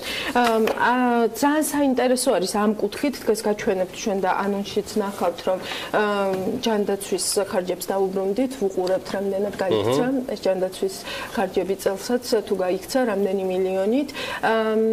ასევე ვუყურებთ და სერგეენკოც გაქცევაზეა ექიმობა მინდა რა მომკალით ბოლო რამდენიმე წელიწადი ამ პოლიტიკოსობით. და მეტი სახელმწიფო საავადმყოფო ხარჯების ეთერი გამოდის და დარწმუნებული ვარ, რომ ანალიტიკას მაყურებელი აუცილებლად იქნება საქმის კურსში ყველა იმ დეტალის, რომელზეც ახლა გავამახვილეთ ყურადღება, თუმცა ისიც უნდა გავითვალისწინოთ, რომ მას შემდეგ, რაც ანალიტიკას ეთერში გვექნება შესაძლებლობა ბევრ მნიშვნელოვან და საინტერესო თემას საფუძვლიან და თქმა უნდა ძალიან საინტერესო ანალიზით გავაცნოთ, უქმეებისთვის უნდა დავიგეგმოთ, რამდენიმე საათში ყველაზე თავისუფალი და მუსიკალური ვიკენდი იღებს სტარტს ლისის ტბიდან 2 კილომეტრში ლისი ვანდერლენდის ზაფხულის ცხელდღეებში 60-ზე მეტ არტისტს უმასპინძლებს და ეს ყველაფერი თბილისი ოფენ ეარის ფარგლებში, რა თქმა უნდა, მეტი დეტალით ნილონ გურაშვილი გვერდება ახლა პირდაპირ ეთერში და მან უკვე იპოვა ეს არაჩვეულებრივი რეკრეაციული ზონა იმისათვის, რომ გადასარავი ვიკენდი დაიწყოს და დარწმუნებული რომ იქამდე საქმიანი დილისთვისაც მოიცლის და ჩვენი მაყურებლებისთვისაც ნინი დილამშვიდობის. ვაიმე. დილამშვიდობისა ანა, დილამშვიდობისა გიორგი, მივესალმები საქმიანი დილის მაყურებელსაც და გიერთდებით საფესტივალო ქალაქიდან. სამხრეთ კავკასიაში ერთ-ერთ ყველაზე დიდ მუსიკალურ ფესტივალამდე სულ რაღაც 5 საათი არის დარჩენილი. შესაბამისად, ლისი ვონდერლენდში, ლისის ტბიდან 2 კილომეტრში სამუშაოების ბოლო დეტალების შემოწმება მიმდინარეობს. აქ უკვე დამონტაჟებული არის სცენა და აქ არის განთავსებული 4 სცენა, რომელზეც 60-ზე მეტი არტისტი წარსდგება მსმენელების წინაშე. და აქ ისინი შემოგთავაზებენ ძალიან ბევრი სხვადასხვა მუსიკის მიმდინარეობას. ასევე ლისი ვონდერლენდში გაკეთებული არის კარვების ქალაქი, რომელიც შესაძლებლობას აძლევს აქამოსულ მსმენელებს, რომ დაბინდებიდან გათენებამდე დარჩნენ ლოკაციაზე და მოусმინონ ელექტრონულ მუსიკას. ამას გარდა ლისი ვონდერლენდში ძალიან ბევრი ადგილი არის ათვისებული იმისთვის, რომ მუსიკის მოსმენის გარდა უქმეები სხვადასხვა აქტივობებით დავტვირთოთ და აი ამ სეირნობაში ჩვენ უკვე ვუახლოვდებით სოფო ებრალიძეს, თბილისი ოფენ ეარ 2018-ის მედია კოორდინატორს და ერთ-ერთ ორგანიზატორს. დილამშვიდობისა სოფო, მადლობა რომ ხარ საქმიანი დილის სტუმარი და გვიერთდები აი ესეთი მნიშვნელოვანი თემით, რომელიც 3 დღის განმავლობაში იქნება ლისის ტბის ტერიტორიაზე. გვითხარი მუსიკის მოსმენის გარდა რა ელოდება აქამოსულ მსმენელს? თბილისი ოფენ ერზე პრინციპში ტრადიციაა უკვე, რომ მუსიკა ერთ-ერთი მთავარი კომპონენტია, თუმცა გარემო, რომელსაც ვახვედრებთ სტუმრებს, არის ყოველთვის გამორჩეული. წელს ასევე ძალიან გამოვირჩევით, იმიტომ რომ ძალიან ბევრი წერტილია გასართობი ყველა ასაკის ადამიანისთვის. რა თქმა უნდა, არ გამოვტოვებთ მსოფლიო ჩემპიონატს ფეხბურთში და ვაჩვენებთ, ანუ ფეხბურთის მოყვარულებს შეეძლებათ რომ უყურონ. ანუ ამ ადამიანებისთვისაც არის გათვლილი, თან ფეხბურთს უყურონ, თან მუსიკას მოусმინონ. თან მუსიკას მოусმინონ, შესვენებების დროს შეიძლება რომ ფეხბურთი ითამაშონ კიდეც, გვაქვს კარაოკეს წერტილი, მოკლედ ძალიან ბევრი ასე ვთქვათ ნაწილია, რომელშიც შეიძლება რომ თავი შეიქციოს ნებისმიერი ასაკის ადამიანი. და არტისტებსაც შევეხოთ. სოფო, ჩვენმა მაყურებელმა უკვე იცის, ვინ სტუმრობს ჩვენს ქვეყანას, რომელი არტისტები ჩამოდიან და ვინ დაიწყებს, ვინ გახსნის თბილისი ოფენ ეარ 2018 და ვინ დაასრულებს კვირას უკვე საღამოს. იცი ჩვენ დღეს 3 საათზე ვხსნით თბილისი ოფენ ერის კარს და ვეპატიჟებით ლისი ვანდერლენდში ჩვენ სტუმრებს. 4 საათზე დაიწყება პირველი სცენა Singer Jazz Stage, რომელიც წელს პირველად არის წარმოდგენილი და ალბათ იქნება ერთ-ერთი ყველაზე გამორჩეული. რეზო კიკნაძე თავისი კვინტეტით გახსნის, ძალიან მნიშვნელოვანი გახსნა გვაქვს. შემდეგ უკვე ჩაირთვება 6 საათზე მთავარი სცენა და უკვე 12 საათზე ღამე 2 ელექტრონული მიმართულების სცენა, საიტრანსის, ანუ ზინგერ გარდენ სტეიჯი და აი სტეიჯი. და პრინციპში გვაქვს უწყვეტი მუსიკა ამ 3 დღის განმავლობაში. კვირას მთავარ ასე ვთქვათ სცენაზე ტომ ოდელი იქნება წარმოდგენილი და მერე რა თქმა უნდა გაგრძელდება ისევ საიტრანსი და აი სტეიჯი შებაც დილამდე. მადლობა სოფო საქმიანი დილაში ჩართულობისთვის. გამარჯობა თომა. ჩვენთან ერთად იყო სოფო ებრალიძე, თბილისი ოპენ ეარ ალტერვიჟენის მედია კოორდინატორი და ერთ-ერთი ორგანიზატორი. თბილისი ოპენ ეარის კარი მსმენელებისთვის და მაყურებლისთვის 4 საათზე უკვე ღია იქნება, როგორც სოფო აღნიშნა, რეზო კიკნაძის კვინტეტი გახსნის თბილისი ოპენ ეარს წელს და დაასრულებს ერთ-ერთი არტისტი, ქართულებისთვის ძალიან საყვარელი ტომოდელი, რომელიც აი ამ სცენაზე იქნება. მადლობა ნინი ლონგურაშვილს. დარწმუნებული ვარ, რომ 3 საათზე ანალიტიკას ნახვასაც მოასწრებ და შემდეგ შეგიძლიათ მხოლოდ დაგეგმოთ უქმეების უფლის გართობა. აუცილებლად უნდა დაელოდოთ ელენე კვანჭილაშვილს. იქამდე საქმიანი დილა გისურვებთ ბედნიერ უქმეებს, კარგ დასვენებას და ჯერ წილ ქალების ნარატივია. ქალების ნარატივი და ანალიტიკა. ანალიტიკა საღამოს ეთერი, ასევე ერთგვარად იქნება უკვე იმ ტრადიციის გაგრძელება, რაც მოვისაკლისეთ საქმიან დილაში. რამდენიმე თემა, რომელიც ექსკლუზიურად BMG-მ დღეს გაახმოვანა, იქნება ელენე კვანჭილაშვილის საღამოს გამოშვების მთავარი თემა. ასე რომ დარჩით TV პირველზე, უყურეთ BMG-ს გადაცემებს და კარგი უქმეები. პროშებათამდე.